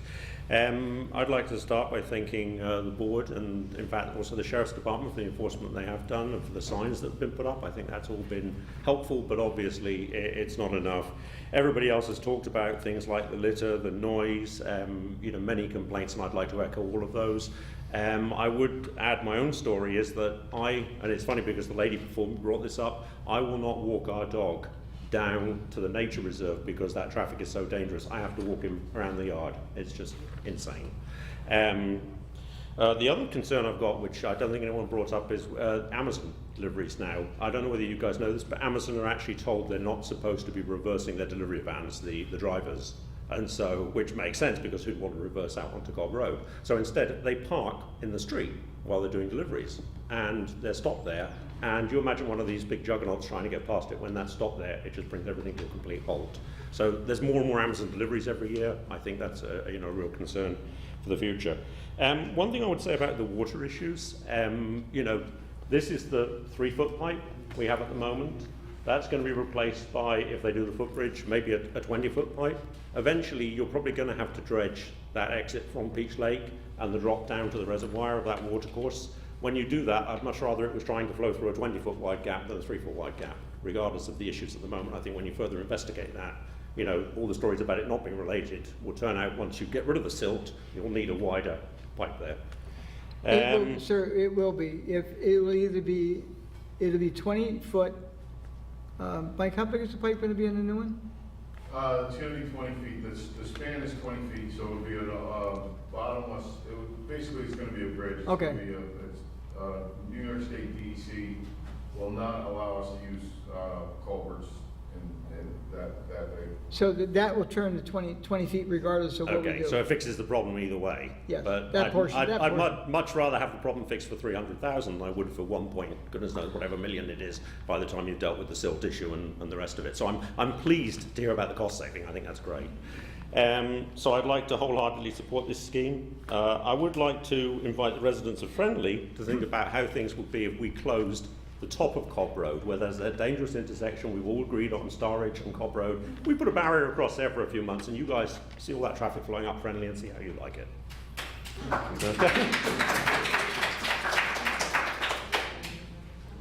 Hi, my name is Narissa DiBartolo. I live at 81 Cobb Road. I live actually where this is, right across from Peachbrook. So I watch everyone all day long as they've been, surveying, and I see the police across the street when they're trying to catch people. I just had 2 questions. I think it's pretty obvious. We know there's a lot of traffic. I know there's litter. I work from home. My front window faces Cobb Road, so I see trucks and tractor trailers all day long. I just had 2 questions. The $100,000 grant that you said you received towards the $1.2 million to replace it, Yes. would that grant then be used for the footbridge if we decided to do that? Would that same money be used towards that, or? The grant money we have is probably already spent because we've already spent I think it's $65,000 to date doing all the studies to get this done.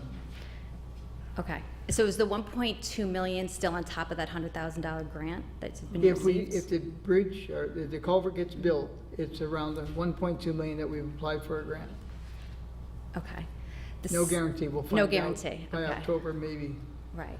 The second question that I have is just due to the fact that there's so many people are traveling, and regardless with Waze, which is great, but everyone knows it, who lives local. My just question is, if you're coming down Cobb Road, and where the land trust is, and someone doesn't realize that there's a barricade or a stop or whatnot, what's going to be in place just for turnarounds? Just because, like, on my side, I'm actually, this footbridge, or if we decide not to go through, is literally going to be right in front of my house.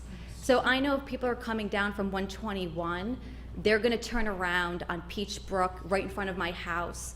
People use my circular driveway all the time as well.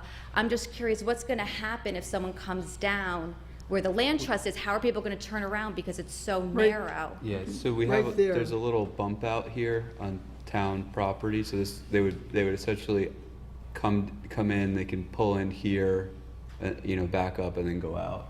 Is that the side you were talking about? Where the land trust is. I mean, So it's so the- small and narrow. I just don't know how you'd be able to So, redirect so turnarounds. here's the land, this is the land trust house.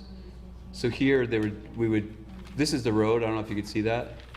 So this would be kind of paved here, or something would be put down, so that they can pull here left, back out and go up. And then on your side, what the supervisor said is, because I think you live here, right? I do. I live at 81, so I'm it'll right be- across from Peach. So it'll be Brook. closed back here. This is the culvert right now. Right. So it'll be closed back here, so the traffic would, I guess they could pull in here, back up and go around, or else they could just go this way out. But it will be marked, I guess it would be marked, dead end. You wouldn't have anything on your end because there's not a need because the flow of traffic, but coming in from Cobb, No, it's just this is, everyone travels down there, so I'm just No, but wondering what's going to happen with people who have to turn around if we do decide. Okay, if you're coming in from Star Ridge Road, and you come down, right at where Friendly comes in Cobb, there'll be a sign there saying dead end. Now, can people travel down there? But it says dead end, so they shouldn't go there unless they know the people. There's only 3 houses with driveways on there. We have the Land Trust, one of the other gentlemen spoke that his driveway's there, and the other gentleman I've been trying to get a hold of, but, he didn't respond to the mail we sent out, and he can't be found, because he's got a gate. Oh, the red house. Yeah. On the other side. It's very well kept, but you can't get, Well, sent just letters. recently, it's been well kept, but yes. But anyway, right. so the bottom line, there'll be a dead end. So if a person goes into a dead end, there's an area there to go. So how many people go into a dead end? I don't know. Well, I'm just saying in the beginning, it's probably going to cause a lot of issues. I'm just saying, even if you post it, because people travel all day long, Yeah. just having like turnarounds. Just to be clear, your concern is on this side. Well, I'm just like concerned in general because people fly up and down that road all day long. And regardless what you guys decide, if we put in a footbridge or path, people are gonna have to be redirected at least for like a period of time. And I'm just concerned about traffic congestion in front of my house with now I have people turning around over and over and over again, when they don't realize that the road's closed. But It's gonna be right in front of my house. I think once they get the message, or if there's ever a message to be given, whether it happens or it doesn't happen, if it happens and they get the message, trust me, they're not gonna be coming down there. But are you very gonna put often. signs like at the beginning of the road, dead end, don't go through? Yes. No through traffic. Well, it says that now too, but it will say dead Right, end as well. Yeah, obviously, and down at the end. And then you're not sure if there'll be any grant money towards doing the footbridge or anything like that? No, the footbridge is approximately $30,000. We thought it'd be a nice thing to have there, because we know people like to walk their dog and walk that area. It's nothing like the $2.1 million the county spent down at the other bridge down by Lecter's own field. But if walking bridge was considered, and if everyone's upset that we're gonna spend $30,000 on a walking bridge, I suppose we could take a collection up from the neighbors if they wanted, but I don't think it's a big expense on that sense. But the difference between the two, I think $900,000 is substantial. We've heard a lot of interesting things tonight, and we have things to think about. Great, thank you, appreciate you. it, thank you. Could I ask a question? If we come up to the mic, please. It was on the comment that you just made when you were pointing out the turnaround area. And my question is why, when this lovely young lady was speaking, you pointed out on the map that there'll be this paved area for a turnaround. Well, yeah, I don't know if. What it'll is be the paved. Purpose? Why are you doing that? Where are you talking about? Right here. Yeah. I talked about this, right? Yes, Isn't you that did. a bump out? And I'm saying, why is there a paved turnaround I don't area? know if it's gonna be paved, I Well, said that, I may have misspoke, but. Whether it's paved or not, when the town plows that road, or someone comes in that accidentally and has to turn around, we made that so they have to turn around in the landmarks property. Okay, so that would be the purpose of you having a turnaround for plowing Back up and someone making a wrong turn. and somebody making a wrong turn. So we're anticipating that'll be an issue already. Okay, I get it. I guess so. Thank you. Very quick, I don't know if we've also considered the fact that when people are coming from Connecticut to New York, right? They're getting off that exit for a reason, and it's not to go to the hotel. They're getting off that exit. What reason would be to get off that exit? 9 o'clock in the morning, you're going to Connecticut, and you live somewhere south. You're getting off that exit to make the left to get onto Cobb Road. If that road is closed, why would they get off the exit? They would stay on the highway and go to the Cloverleaf and use the Cloverleaf like it was built for, right? I don't know if that makes sense.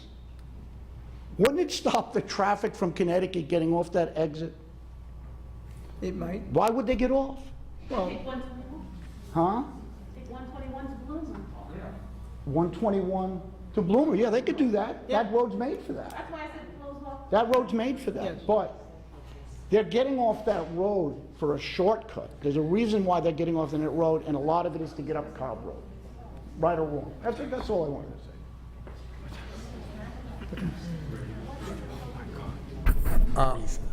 Mr. Burdick, I believe, made the statement that Cobb Road is only 20 feet wide, at the max, yes. and that the town doesn't have any means of widening the road because they don't own the property, it's for private property. So how would you propose to make a turnaround at the end? I don't Right understand. where it is, because we own that part of the property.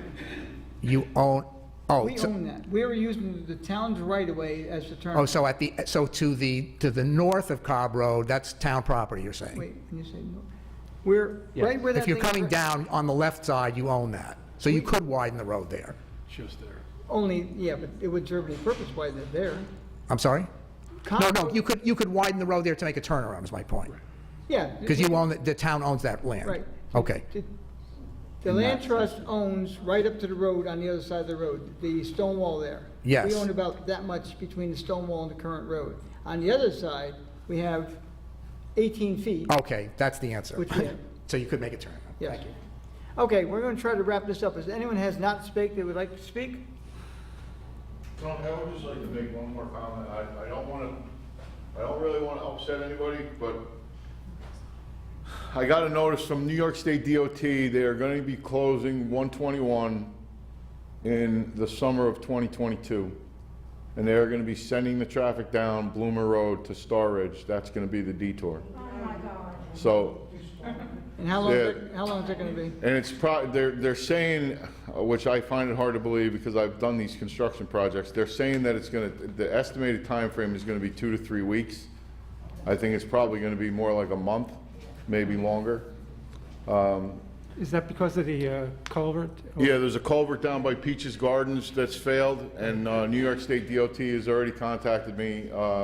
The detour route is going to be going down Bloomer Road to Star Ridge. So they, more than likely, people that know the area, the people will be, cutting up Cobb. And then one other thing I wanted to address as far as culvert replacements, just so people understand, New York State DOT, DEC does not allow us to replace culverts that are in a water course with a pipe anymore. Now these have to be concrete structures. They have to have natural stream bed material for the fish and frogs and whatever, or they have to have no bottom at all. So it's not, it's not that it's lack of maintenance that these culverts has failed. It's the amount of money, it's an exorbitant amount of money to replace these things. So, this is the Cobb Road one is one that's on the list. We did one on Welfare Road, and there's several more in town, but they're, millions of dollars to get this stuff done. So, it's not that we don't want to that we're not going to do the maintenance on them. It's just that we can't just replace the pipe. When a pipe fails, when it's got in a water course, we're not allowed to just replace the pipe. We have to go through DEC, Army Corps of Engineers, DEP. It's a, it's a process. The one on Welfare Road started in 2016, and we just finished it this year. So it's, that's how long this process takes. So I didn't want to give you the bad news about next year, but Okay. next summer is going to come. They're going to. Anyone that has not spoken? Thank you, Mike. Okay, we're not going to be closing the public. Go ahead. Michelle Horowitz, I live in Storage Manor. I couldn't hear you. Michelle Horowitz? Horowitz from Storage Manor. My concern is that right now you're telling us that this is a private road, that those of us who are paying taxes in this county, in this town, are not allowed to use Cobb Road.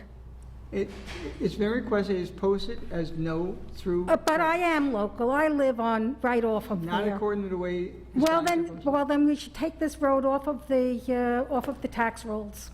But we can't because it is in fact a public road that all of us pay taxes for.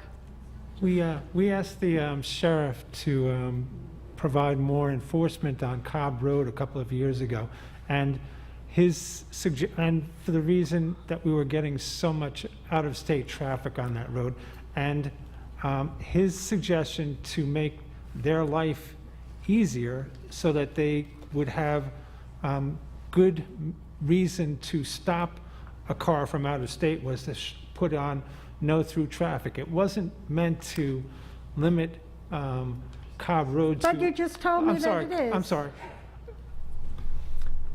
You just told, your statement just said, no, you cannot use this road. You No, are no, not local. I didn't say that. Does that mean I'm going to get a ticket if I go down that road? I didn't say that.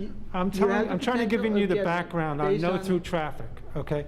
So the sheriff said it would make it easier for them to do enforcement if they had a no through traffic sign on Cobb Road. And that way, if someone is on that road with out-of-state plates, they could stop them and say, didn't you see the sign, no through traffic? And that would be a reason for them to stop them, in addition to speeding and other reasons. But it wasn't, that was the reason that we asked them to put, or we put in no through traffic signs. I don't think anyone has been ticketed or summoned because they have, for being through traffic that is a local. So it was Mr. really... Hay really did indicate that we are not Well, he said entitled to use It that could be road. done. He said See, it could be done, You but have the I'm just luxury, telling you... people live in Star Ridge Manor have the luxury of only having one way in, one way out. Yes, we and you've never do, but you can experienced still drive around my neighborhood anytime you want to. any- We realize that. Anytime you want to come and drive around the whole neighborhood, every single person here is entitled to do that. And you don't pave that road either, by the way. But, I mean, but let's forget that. Why are there roads in the town of Southeast that you're saying we cannot drive on? What other road can't we drive on? Should I tell everybody on Cobb, don't you dare come into my neighborhood? Well, of course I'm not going to say that to them. They are entitled to use them. They're public roads. They are on the tax rolls.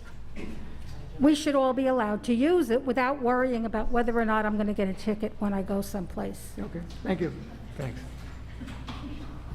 And yes, I also feel that this is fait accompli. You're going to close the road, you're going to make it a private road, and we're going to still have to pay for it. And yes, I very, very seriously resent that, and I know there's a big problem there, and it has to be addressed, but this is not how to do it. We appreciate your comments. Okay, the public hearing is not... The public hearing... The public hearing is not closed. It'll be kept open for comments for the 10 days, and after that, there will be another meeting considering this at some time in the future. Now, for those of you, we normally do not have to send out notices like we did to the residents of Cobb Road because they're the most seriously affected. You have to read, someone mentioned about the paper we use, that it's some, whatever. It's been the town paper for probably well over 20 years. It's a free paper, so everybody have access. So if you don't have the money, you can get it free here, many places within the town. The town website, we beg people for years to go onto the town website, sign up for notices. You sign up for notices, you'll get them. We've done the best we can noticing, and we'll continue to do so. So I'll make a motion now at this point in time to leave the public hearing open for 10 additional days. Second. All in favor? Aye. Thank you for coming. We are going to continue our meeting. It's done. Thank you. Okay. I'd like to make a motion for a 5-minute recess. Second. Eric seconds. He wants to go now. All in favor? Aye. I make a motion to come out of the recess. Second. All in favor? Aye. Okay. First item, I'm going to make a motion to go into work session. Second. All in favor? Aye. First item is just proposed changes to the sign law. We've had this out for a while. This revision was done most recently and put everything together. Will I know you had worked on this for a bit of time early on. Are you satisfied that this will resolve our issues with temporary signs?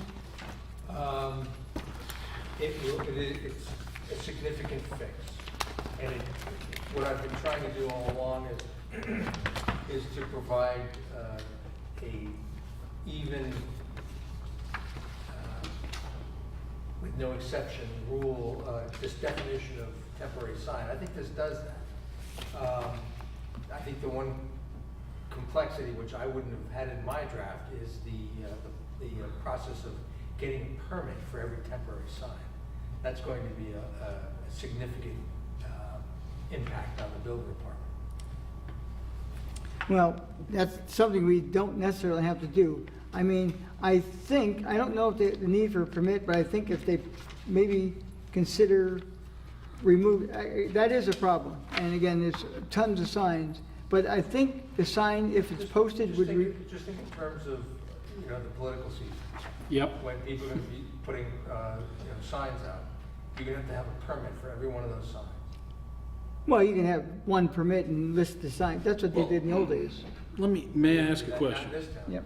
So in relation to any sign that's going out, if it's on private property, We don't care. is that what All the these law have to says? be on private. No. Okay, It so, can't be right but you away. still need to get a permit for stuff that's placed on private property? Correct. That's the way it's written. Can you pull the mic over a little bit? Sorry. So it's time, if we want to consider that change, then that's what we do now. Yeah, that's what I'm saying. So for instance, and you feel that the way this is written, this is not going to become a First Amendment issue at all? Well, this is why it's That's written. why it's here now, because The way the lawsuits that have gone against this town was that the town had so many exemptions for certain types of temporary signs that the courts held that was a content-based restriction, therefore unconstitutional under First Amendment. So what this construct does, John, is make every temporary sign, any sign that's doesn't have a permit, essentially, and is intended not to be up for a lengthy period of time, is a temporary sign, regardless of whether it's a real estate broker sign or a sign, that says, take a left to go to Green Chimneys or something like that. And it was very difficult to come up with a concept as to make it as neutral as possible without going into great detail. And what I sensed was the courts had a problem with the detail that we had in our temporary sign code. So we took all the detail out, treat all temporary signs with a broad definition, and the part that I have a difficulty with, and I think it's going to be, and it's not because I think it's not legal, I think it is legal to require permits, but if you have a permit procedure for every temporary sign, you're going to have a full staff at the building department to handle this. And especially in that season you mentioned. Correct. Well, what about in general. Does the permit have to be specific to the location? Well, that's a good question. I don't have a specific answer for that, but it seems as though the way the temporary sign provisions are included in here, it would make me believe that you have to have a permit for each location. Now, previously, before it was rewritten, when I got here, sign law, and before the lawsuit against the town, I read the code and obeyed by the code. I mean, after you've been, I guess, a seasoned politician, maybe you don't have to live up to the rules, but as a new guy, I went down to the building department and I had to submit all the locations, but I didn't have to get a permit for each location. I had one application and identified where my signs would be located. I didn't have to put my name on the back of them like it's requesting. Yeah. And I was around here at the time that you were a new guy in politics, and I don't recall that there was a requirement that you had to get a permit for every No, I didn't have, I had to get a, you had to identify every location you were putting a sign. It wasn't a permit. Right. You had to identify where you were posting them, but you could give one sheet and have. Well, but- that's probably one of the reasons why that provision is no longer in the code, is because that singles out political signs to require, to have to go through certain gyrations that others don't have to go through. Right. And then it got to the point where on Route 22, I remember a person running that had probably 20 signs up in front, like the state police, the property across the street there in that green area. Yeah.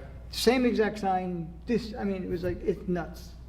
So as far as not going for a sign permit, I would have no problem having that removed.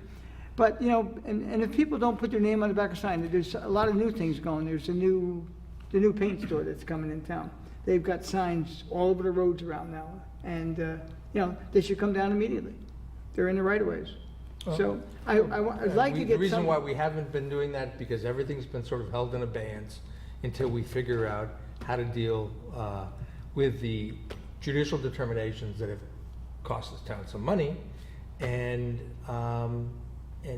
hopefully, if we're challenged again, we can pass judicial muster. So as soon as this is enacted, I would say go ahead, pull anything that's in the right of way, pull it down. So right now, we'd see temporary signs needing a temporary sign permit. I would not have any problem striking that. So I would make that motion that we consider striking that from the sign code. I would second. Now, does anyone have a different opinion that? Yeah, I think they should have sign permits. And I would think that, you know, a permit could be issued for, on a political sign, it could be issued for the content of one sign. And each sign could get a permit that could have a stamp. You know, the political party could get one stamp okaying all those signs. Okay, but forget that part. All these people go out there and they put up signs about tag sales and this and that. The building department would be inundated with signs. And maybe many people will just not even obey. Yeah. And then we'll go out there and they're not even gonna have their name on the back of the sign. Who put it up? I mean, having been an enforcement guy doing this. You wanna come back? Yeah, I know, right? I was pretty effective, wasn't I? Yes, you were. So, and I had to, and, you know, again, the restrictions at the time that I operated on with my colleagues, you know, they were in light of some of the previous town history, as Will mentioned. So, I mean, I think having done the enforcement on that, obviously you have that particular season of signs that, you know, pop up. But you also have, and I think our problem is, it's the really, like the ultra temporary signs. It's the tag sale that, you know, I put up for a weekend because I sold my house and I'm moving out of here. And guess what? I'm never going to collect that sign. That's the tag sale sign that you're going to see for 6 months. And you're probably have- going to put it on in the right of way as well, which Yes, is gonna correct, be and illegal it's to in the make- public right of way, so that was quite a few of the ones that we were collecting. Others were, you know, the Irish Fest in a completely different jurisdiction, or Taco Fest or something in Dutchess County, or Irish Fest or Jamaican Fest in the city of Danbury or something, and it wasn't even, you know, endemic to the town at all. It was just an advertisement that people were paid to, I guess, go put out, or volunteered to go put out, but they never came back and collected them all. Yeah. So a lot of that was litter. It was trash. It was a temporary sign that became litter. Okay, essentially.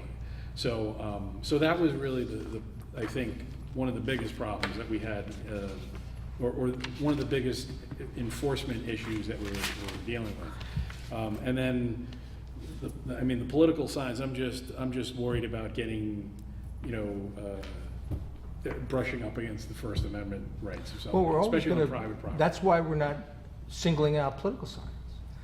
It's all temporary signs. There's no, Right, but there's no, I could imagine if someone just wanted to put, like, you know, the Flat Earth Society on their lawn, That's fine. Well, if they put it Okay. on their, if they put it on their lawn, I don't think And anybody's say, gonna. you know what, I'm not getting a permit for it, you know, bring me to court. and Well, let's that's see what happens. we're saying, temporary signs, I don't think should be required to be permitted.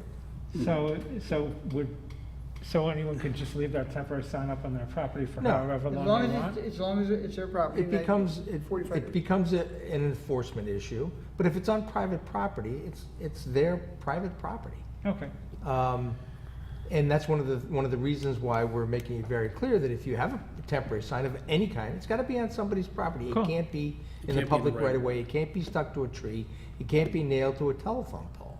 Well, the converse would, so there's no way to get a permit for a sign in a public right of way, so, No. right? No, Okay, there should not be. right, No. and I agree with that. So anything that's on the road should just be picked up right away by And code I enforcement? think that, I'm not sure whether it's in this construct or not, I can't seem to find it, but there was language, I thought at one time, that said if, you know, if a illegal sign, if a sign is in violation of this code, it is considered litter and can be removed summarily. The other thing I saw was it has to be 15 feet from the roadway. And that's an estimated area based on. Based on A what ge- general, ge- a yeah, general a right generic, of way. because some might be 12 feet, certain areas it's like 25 feet. So if you have a road 15 feet, now we may or may not be wrong, someone challenges it, well, it may be on their property, but unless they come down and submit a survey where it's gonna go, you still got the problem. So we made 15 feet as a generic from the white line, not so much where, I don't know if it's where the pavement ends, but. From the curb, it says. Edge of the curb, but sometimes there's no, what's a curb? A Right. curb is a curb, so it should not say the curb, the edge of the pavement. It's the curb. And so, but now you're gonna say what happens on a dirt road? At the end of the dirt, before there's weeds. Okay, so it has to be 15 feet off the road, basically. Or do we want to define it as the standard 25 feet from the center line of the roadway? Because you even have variations, as we discussed in the previous part of the meeting, that this road's only 20 feet wide. Well, but if it's 20 feet wide and 15 feet, it'd probably be on private property, we won't have to worry about it. And the road we were just speaking of, there's no place really to put it, it'd be on private property. Right. So I would just say we remove edge of curb and just say paved or unpaved roadway. That will take the word curb out, because curb is technical. I have no problem removing temporary sign portion as far as getting a permit. You know, because this has been out there, I mean, most of the restaurants now, I mean, there's still a lot of this going on out there.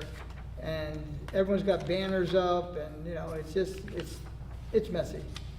Our town, for quite a period, probably 6 months to a year before we got sued, was really doing really well. And then boy, once that hit, they went wild. So, Will, did you see anything else? Because that's two things I would consider doing. No necessary permit. But the only thing is, what happens when you enforce them? We just take the sign and that's it. You know, if someone has a tag sale, they put it up on the telephone pole, we pull it down. Now, I used to go out and help, and I'd bring a rake with me in order to, you know, I would actually drive the vehicle and have, you know, code enforcement, because it's, I used a pipe pole to, Yeah. because some of them really nailed them to those. oh yeah, telephone and they reach up, so you have to take a rake, pull them down, and it's really a two-man job, but, I mean, I drove, I felt like the getaway driver. It's easier to do it at 3 o'clock in the morning, But trust if me.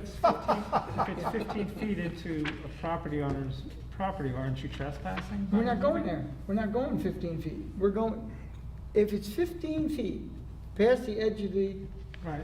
road, we're considered. It may not be, that's the number, because in one place it's 11 feet, another place it might be 25 feet. But aren't you going out to private property to remove a sign? No, we are not.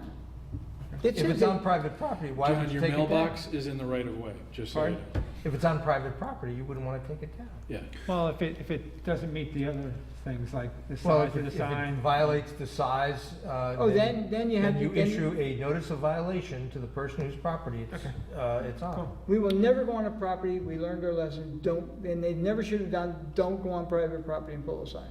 Okay, cool. And then, There used, well, I think this probably corrected it, but like for like contractor signs that say the guy that just asphalt your driveway and things Yeah. like that.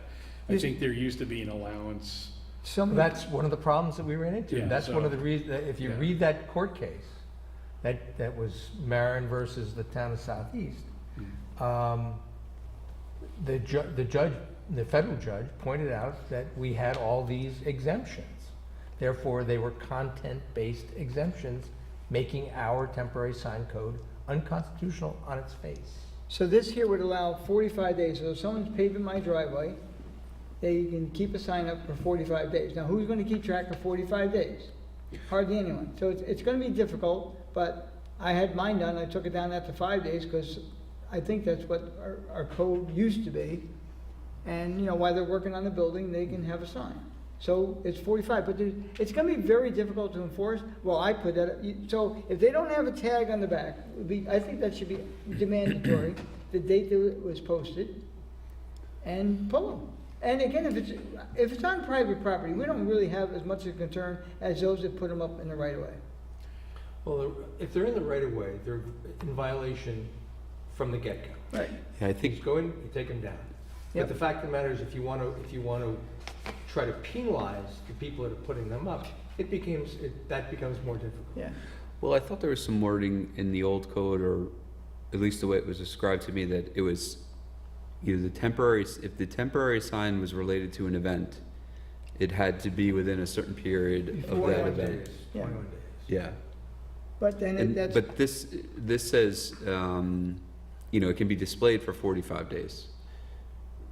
So this relates to the permit. So if we remove the permit, should we put back in that it's, you know, if it's a sign related to an event, that it's within the period of an event? You have to be the same for everything. That's why it's 45. Okay, that's fine. But I think Eric makes a good point, is, again, okay, I got a 45-day window. I take it down for a day, put it back up. Yeah, and I'm thinking like a, well, I guess you wouldn't have these in a right-of-way real estate sign, so I'm getting kind of confused. So maybe we're trying to make this too. Well, I think when you think of real estate signs, you're going to have a problem. I had to look at it because, you know, you're going to have somebody whose house is overpriced. The real estate sign's going to be up for Right. a year. But if it's related to the event could be the closing, and that never, and then when it happens, it happens.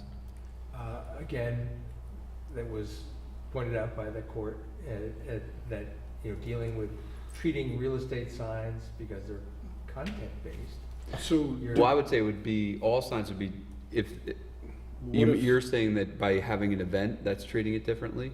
Or relating No, it I to an would event? say that. This is, What if, and that's one of the things that I wrestled with. rather than, This was something, this construct was really 99% Ashley. And it's very simplistic. I'm not saying that it's going to solve the problem, but it does, I think, get us back on track. Yeah, and this will solve the problem, regardless of whether we have permits or not, or the days of signs in the right of way, which I think is the number one. That's the thing that Thing we hurts wanna us clean the up. most. Okay, John? what about the legitimacy of when a sign is erected, it has to have the date of erection put on its back or something? You could probably do that. You know, to And if it's denote not there, it gets pulled. when it's, if it doesn't, yeah, well, yeah. But if, The part about posting on the sign, the person who had put it up, and the date would be very helpful. But again, if it's on private property, well, because an we can't event go on the sign that property says it's Taco Fest on December 13th, and then if the sign's up in March, I mean, we know we can pull Well, I guess it doesn't matter. Or maybe it's next year's sign. I think we're But again, overthinking if it's this. on private property, then we send that person whose private property is, you have a sign that's in violation. Right. And if they don't take it down, then you issue them a summons. Yeah, I think we're, like, if there's a taco sign in the right of way, it's in It goes violation in immediately. its own right, doesn't matter by the date, yeah. But, you know, as far as, like, I know other jurisdictions in the county use, like, for the political season, they'll use 30 days prior and then 5 or 10 days after. We always depending had on 21 days prior. the- Yeah, so. and we can't do it because we were picked off. They've never been picked off or challenged. So we know the law, at least the law told us what the law is, when I was with the county. other counties did some kind of a law or something, and then we went to do it, our law department said, you can't do that. Well, Westchester does, well, we don't. Here's what the code is. Gotcha, okay. Fair It's enough. difficult, it's not the best, but we gotta have something because it's out of hand. So I would definitely second the motion to remove the permits. And even just thinking about, I just thought about like the high school graduation, all the kids put out their signs. Yeah. That'd be Yeah. ridiculous. Somewhere to still. have to go through that. And they're on private property, so, you know, Yeah. And if it's, so no permits, and if, They're very, no, but they're very proud of that, and they should be, so. what happened? You know, for those students that are still displaying their signs from June, so, you okay. know. And C2, we're gonna Are we take out talking the the word curb. graduation sign? Yeah. C2, we're taking out the word curb. Will, is there anything else that you think, I mean, look, we put it through, and it's like any law we make, it's, It's gonna be A living- subject to somebody's interpretation, Litigation. a judge that is, but I think this generally provides the Framework. nondescript nature that we need in order to make this pass constitutional muster. I went through probably 50 sign codes from 50 different towns in this state, and I couldn't find one that I felt comfortable with. So, and again, they've never been challenged. We were, and we have a nice piece of paper. I couldn't believe, even, George Washington slipped here. I mean, yeah, because they were They were- historic signs were considered, because, we exempted them. The judge said that that was a content-based restriction, or a content-based regulation, therefore unconstitutional on its face. okay, so we have C, the temporary signs, we're gonna remove that part of it and change the word curb. And I say we put it forward to the next meeting, pass it, and start enforcing what We have a public hearing scheduled for the 9th. Yeah, okay, is that the date? Yeah, okay. What about the expiration date thing? About think- putting a date on the thing as to when it goes. You're saying we're better off just having it 45 days and not tying it to an event? Because some things aren't event related. And then that would be uneven or not fair, That would, correct? that would be In- unequal application of the law based upon content. Mhm. So what happens to the real estate sign up more than 45 days? I think certain things you have to roll your eyes at. Or, code enforcement has to note when they first notice the sign. Well, that's and true keep too. track of I mean, things, so. And again, if it's on private If I see no property, movie for that, I really don't have a problem with it. Time-wise. Yeah, same, so. So, I mean, it's kind of interesting. I know that, what is it, the town of Bedford has a ordinance as part of their zoning code, regulating signs. It says that if you are a realtor and you want to put up a for sale sign, you can't put the name of company? because it's advertising. And I don't know whether they've ever been challenged, but every real estate broker in Bedford says, every sign says for sale by broker, and it has a telephone number. It doesn't say Houlihan Lawrence. They need the doesn't say- right attorney, I suppose. What's that? They need to find the right attorney for that. So, does anyone think that we should reduce that to 40 or 30 days? I think 45 days is a good, fairly long thing, but So you'll find that, I think 45 days is a decent amount of time, especially, I mean, if you're gonna apply it to the different, okay, who's gonna be interested in a temporary sign? A political candidate. So they know that 45 days in advance of the election, they can put it up and they have to take it down right afterwards. Okay. If they do. If they don't, then the signs are gonna be on private property, and theoretically, you'd say, excuse me, I see you're a Trump supporter, I think it's time to take your sign down. But, or something of that nature. I mean, you'd have to send, the individual owner of property that says you're in violation of the town's temporary sign code, please remove the sign Now, And and- theoretically, if they could take it down and put it up for another 45 days. Right, but, and also the standard notice of violation from this town is giving them 30 days to abate the problem. Well, that's So true. do they get 75 days out of it then? Yeah, I think that's a Well, good analysis. you're being Mr. kind. O'Connor. So maybe shortening it to 30 days, well, so. I mean, Commissioner, what do you think? I think there should be no signs allowed. No boards. Well, we're working on that. Yeah, we already got the notice from an attorney already, so. So I'd make a motion to reduce it to 30 days. What page on? Page 9, 9? C6.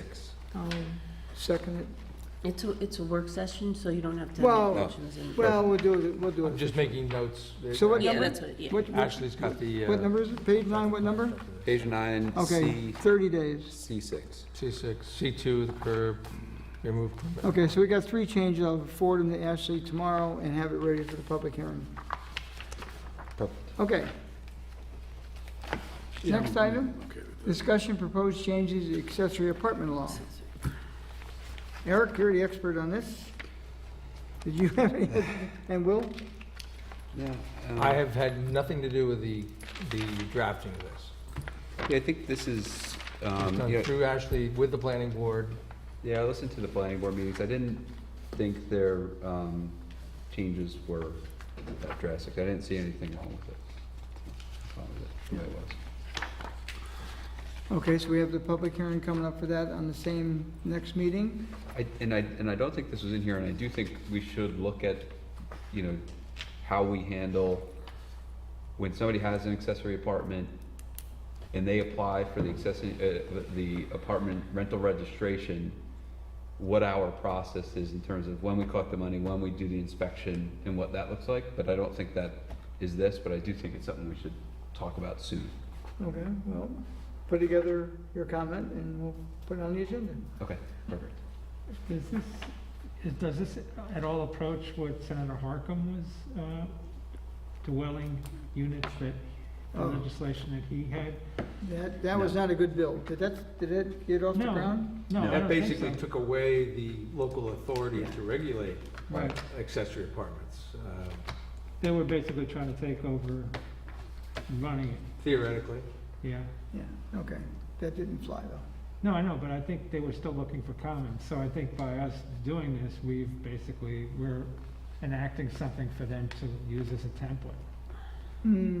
Maybe. Yeah, I'd be happy if they use this compared to what they've proposed. Yeah, well, I think that they recognized it was not a finished product when they sent. But that was what I saw in later correspondence I have, and I think I sent it to everybody. Yeah. Okay. Item number 3 is a draft resolution supporting a crosswalk at Route 312 and Brewster Hill Road. Someone had contacted Legislator Yankee about putting in, the signal is there to push a button to change the light for a person to walk across the street as a crosswalk. However, it's never been, I don't know if it's even turned on. At any rate, it's gonna require that a sidewalk be put in and a landing on the other side of the road by the delicatessen that's there. You said sidewalk, you mean crosswalk. Crosswalk. Well, no, you had to put a sidewalk. But you said a landing, the landing The is, landing, no, the sidewalk is on the side of the school, and the landing is on the side of the deli. And then there'll be a crosswalk between the two, a painted crosswalk. So they push the button, it's already there, it's been there for years. You push the button, it allows you to walk across. Now, I'm shocked, I mean, I went to school a long time ago, but I'm telling you now, they did not want anyone from the school, especially the students, going across to the deli. did that ever stop you? Yeah. I'm Never still. stopped me. Well, but you didn't go to Brewster. I did, up to 8th grade, Well, okay. and I was in that building in 8th grade. Geez, I don't remember seeing you. Probably not as much I traffic think when I was in back 8th then. grade, you were in Vietnam. You guys are so mean to me. Probably, Okay. probably not a lot of traffic back then. So any rate, the school has sent a letter unsigned, but it came by email, so we have the email to prove that they do recommend this happening.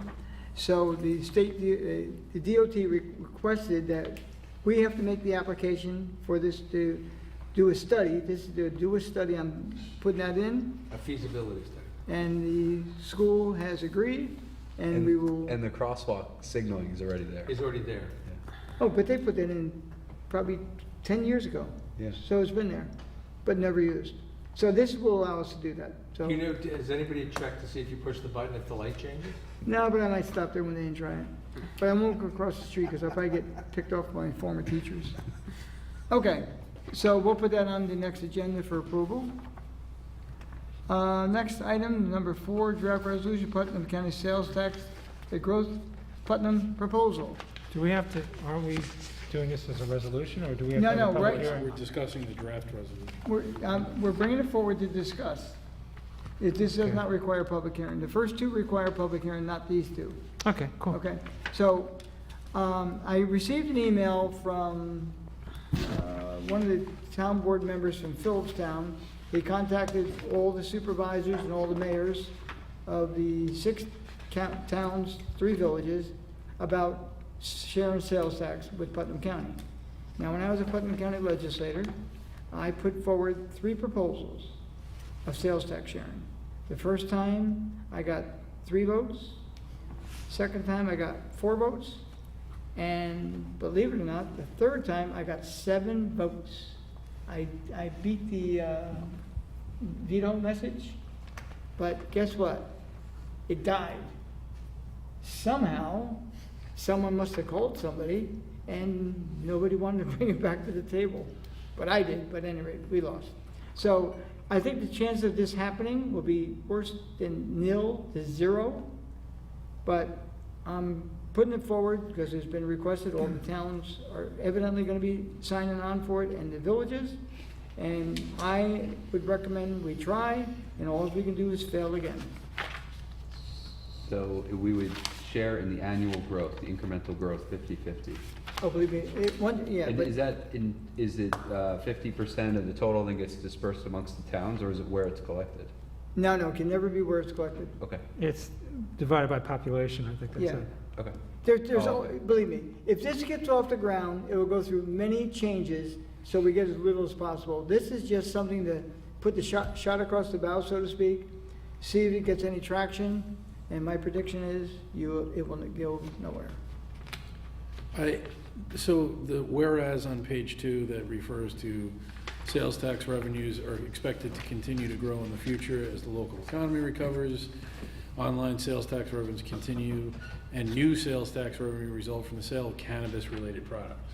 So far, since we are the first town in the Hudson Valley to opt out, I don't see sales of that happening But it in may happen. Southeast, but I'm saying is throughout the county, I don't think it's gonna go that route, but No.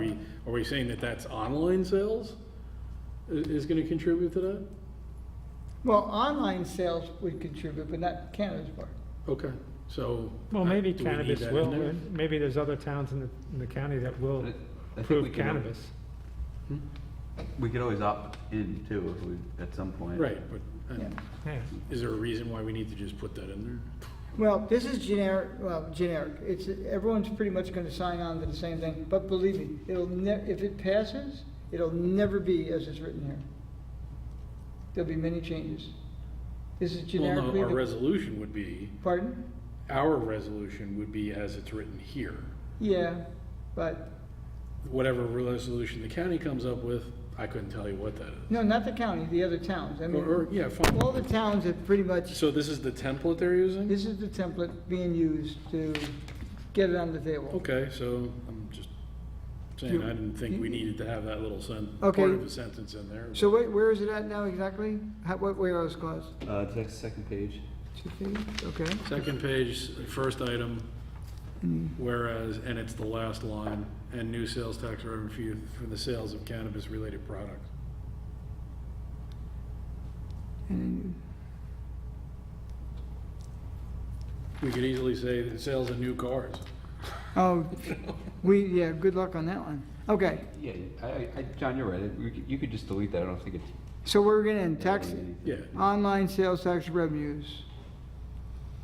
I mean, this isn't limiting it to that. It's just saying. Yeah, I know it, I just, Yeah. that particular call out, I just didn't think was necessary. And so if you want to remove, we'll remove it. Tell us how you want it exactly. Just, I mean, we could end it in new sales tax revenues. And any new sales. Yeah, that's fine, any new sales tax revenue. Any new sales tax revenues, period, out. I'll rewrite it and put it forward for the next meeting. Good? Yeah, looks good to Okay. me. Yep. Okay, I make a motion now to go into the regular portion of the meeting. Second. All in favor? Aye. Okay, waive the reading of the correspondence. So moved. Second. All in favor? Aye. Aye. 6, approve of the voucher list, $884,667.90. So move for discussion. Second. Discussion. All in favor? Aye. Waiving of the budget transfer. So moved. Second. All in favor? Aye. Number 8, setting of meeting dates and public hearings. All meetings be held at 1360 Route 22, Brewster, New York, at 7 p.m. unless otherwise noted. Thursday, September 9, 2021, and Thursday, September 23, 2021. And just for the record, on September 9th, we've already posted on the public hearing notices in the paper that there'll be one for the changes to the sign law and the accessory apartment law. So moved. Second. All in favor? Oh, second. Just, I won't be here on the 9th, just Oh, come on, we need your vote. Yeah. Okay, not a problem. All in favor? Aye. Aye. Okay, item number 9, let me just get to where I am, okay. It's a resolution to reappoint the Board of Assessment Review. Now therefore be resolved that the Town Board of Town Southeast hereby appoints John Piazza to an additional term on the Town of Southeast Board of Assessment Review, such term to commence October 1, 2021, and expire September 30, 2026, and be further resolved that this appointment shall take effect upon the taking and filing of the appropriate oath of office with the Town Clerk of the Town of Southeast. So move for discussion. Second. Discussion. All in favor? Aye. Number 10, resolution purchase highway equipment. Now therefore be resolved that the town highway superintendent is authorized to expend an amount not to exceed $25,000 for the purchase of a street sweeper. And be further resolved that the Southeast Superintendent of Highways requires any additional funds above the additional allotted, above the amount allotted. He will need further authorization by the town board to expend such expenditure. Resolved that this resolution shall take effect immediately. So move for discussion. Second. Okay, brief discussion. Mike, I really have to compliment you on your purchasing of equipment and the assets of your department. I'm amazed at how much you save us. We buy equipment and sometimes sell it for more than we buy it for 5 years after the fact. So you've been, since you mentioned before you were there for 25 years, I think in the past probably 10 years you've been doing this, and we are very appreciative of what you do. So when you ask us for money, you're always going to give us back money most times, and don't spend what you ask for, and we appreciate it. Well, everything I request is there's nothing that's not needed. It's everything that we use, everything I purchase is all equipment to make our, that we can do the work more efficiently and get more work done. And in this case here, it happens to be a sweeper. We're going to gain 3 years in age, but the product is coming from an area where there's like no rust and things of that nature, so it's a big deal. And we're going to be selling the old sweeper, not knowing until it goes on Auctions International what we get, so he will be well under the $25,000. Just a little backstory. Mike, why don't you just come up just in case? Because we don't use sand as much, we're pretty much going to straight salt.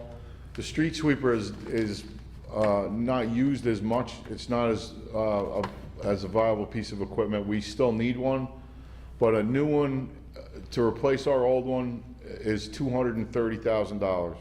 So for a piece of equipment that you use for 2 months out of the year, it's hard to justify spending that much money for something that we only use for a couple months.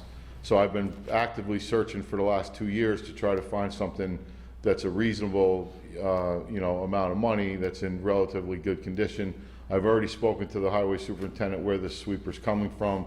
He's got all the service records. He's you know, explained to me that, you know, all the service has been done on it, so it's a, you know, should be a nice piece of equipment to get us through these, you know, next 8 or 10 years, that we can, you know, use this thing without having to spend $230,000. Do we use that, or do we allow the village to use our sweeper? We sweep the village for them. Do they We- use salt? Yeah, they use straight salt too, yeah. So it's, you know, we don't, not using sand is, it's a tremendous benefit for us as far as cleaning catch basins, the east of Hudson stuff, you know, and we've gotten to the point now where our new equipment regulates the amount of salt that we use, so we're actually cutting down on the amount of salt that we use because we have new computers in the trucks and so on. So it's been a learning process when we went to straight salt, but it's actually really starting to benefit us in the long run. Great, Excellent. thanks. Yeah, Great. thanks. Thank you again. Thanks, Mike. All in favor? Aye. Aye. Okay, number 11, supervisor's report. I'm in the middle of my budget. Actually, I'm always at the end of the budget season for myself. I'll turn in my report into Ron on Tuesday. Actually, Mike and I are gonna meet tomorrow morning at 5:30 to finish up on his. And I have to do town clerk tomorrow as well. And then I'll be done my part, then it goes to Ron, and we'll have it to you.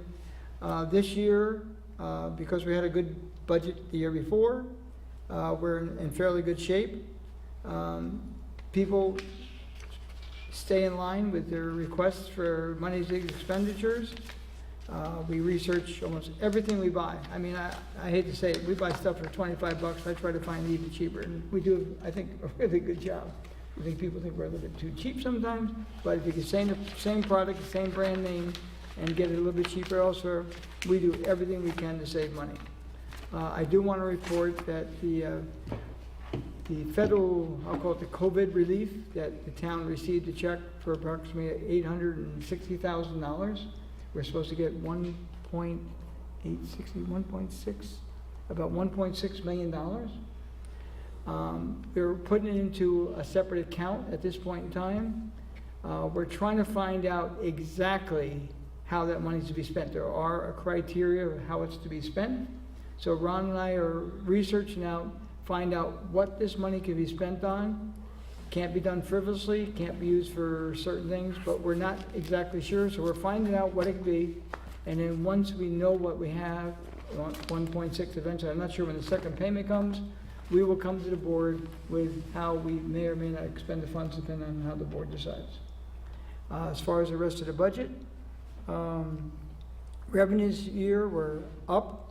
I mean, last year with COVID, we, you know, kept it like this year. This year the revenues are up. In the past, the courts were a problem. One year we only received half the revenues, but the budget stayed like that. Again, I overestimate expenses and I underestimate revenues for that reason, and it seems to work.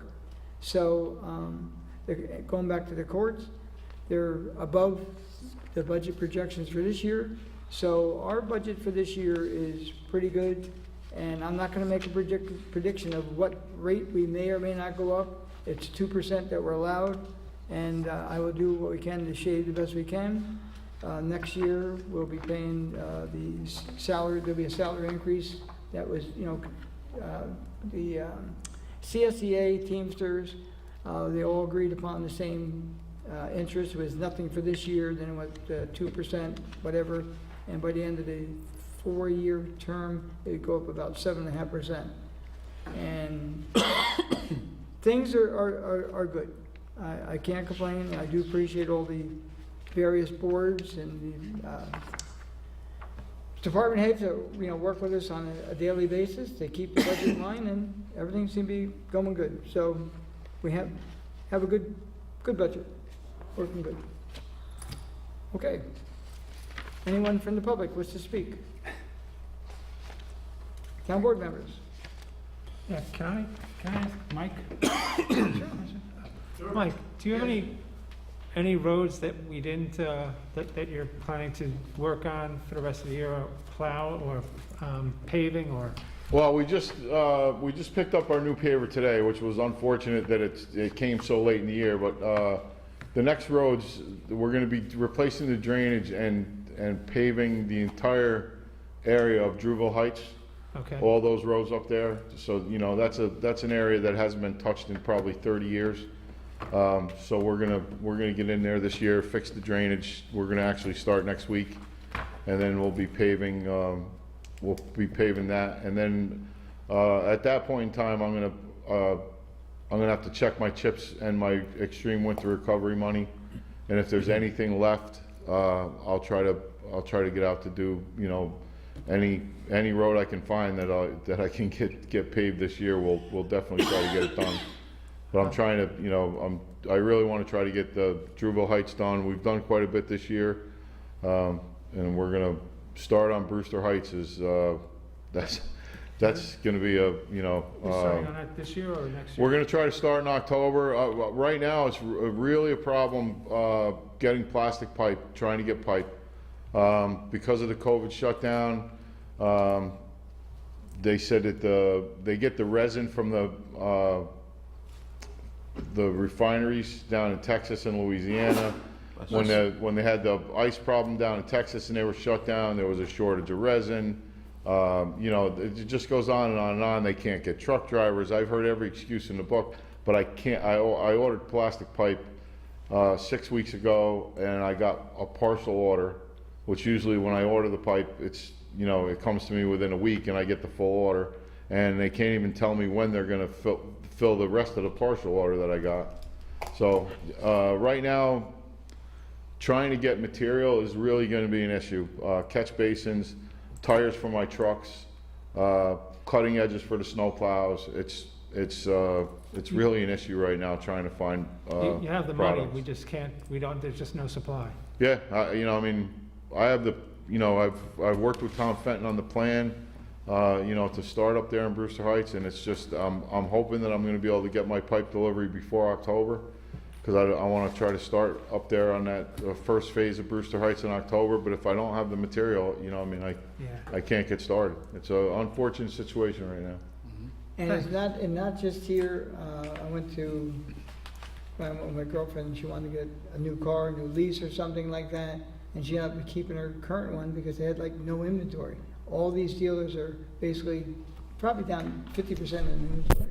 So it's very, very difficult times, lots of excuses. Right now, if you order a new plow truck, a municipal truck, you're probably not gonna get the chassis for anywhere from a year and a half to 2 years.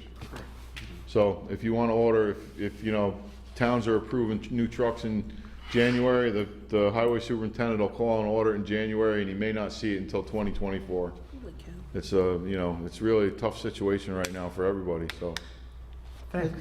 As a matter of fact, I All went right. last night to Carvel, probably the first time in a year, and went in, and there's a sign on the door that they, because of the short supply of materials, they don't have this, and this, and it's crazy out there. So they had no plastic for the Carvel ice cream? No, they they have an ice cream shortage. I read that in the paper. Yeah. They have no cakes or anything. They're only doing like soft serve. Yeah, it's really difficult road, the whole, now, restaurants are short supply. It's just absolutely amazing that all the things that are short, and we want to paint the lines up at the park there for parking, and he wants to do the lines on the roads. He can't get white paint, he can't get yellow paint. Now that's nuts. Yeah. But it is what it is. We shall overcome. Town board comment? Happy Labor Day. Happy Labor Day. Oh, there's I don't know. There's an event on Saturday at the Electro-Zone Field at 9 o'clock for in memorial of the 20-year anniversary of 9/11, and there's another event at the Elks Lodge that evening at 6 p.m. 6 o'clock. 6 o'clock. That was it. And tonight, I'd like to close the meeting as we entered. Over in Kabul today, approximately a dozen military personnel were killed. I don't know any civilians, most likely there were. I haven't heard the full news report. And as a veteran and even non-veterans, it's sad to see. So I'll make a motion before we close, just to go to a moment of silence before closing the meeting. Second. Second.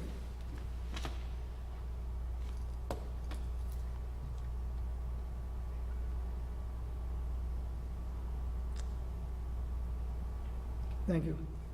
I'll entertain a motion for closure. Motion to close the meeting. Second. All in favor? Aye. Thank you all for coming. Mike?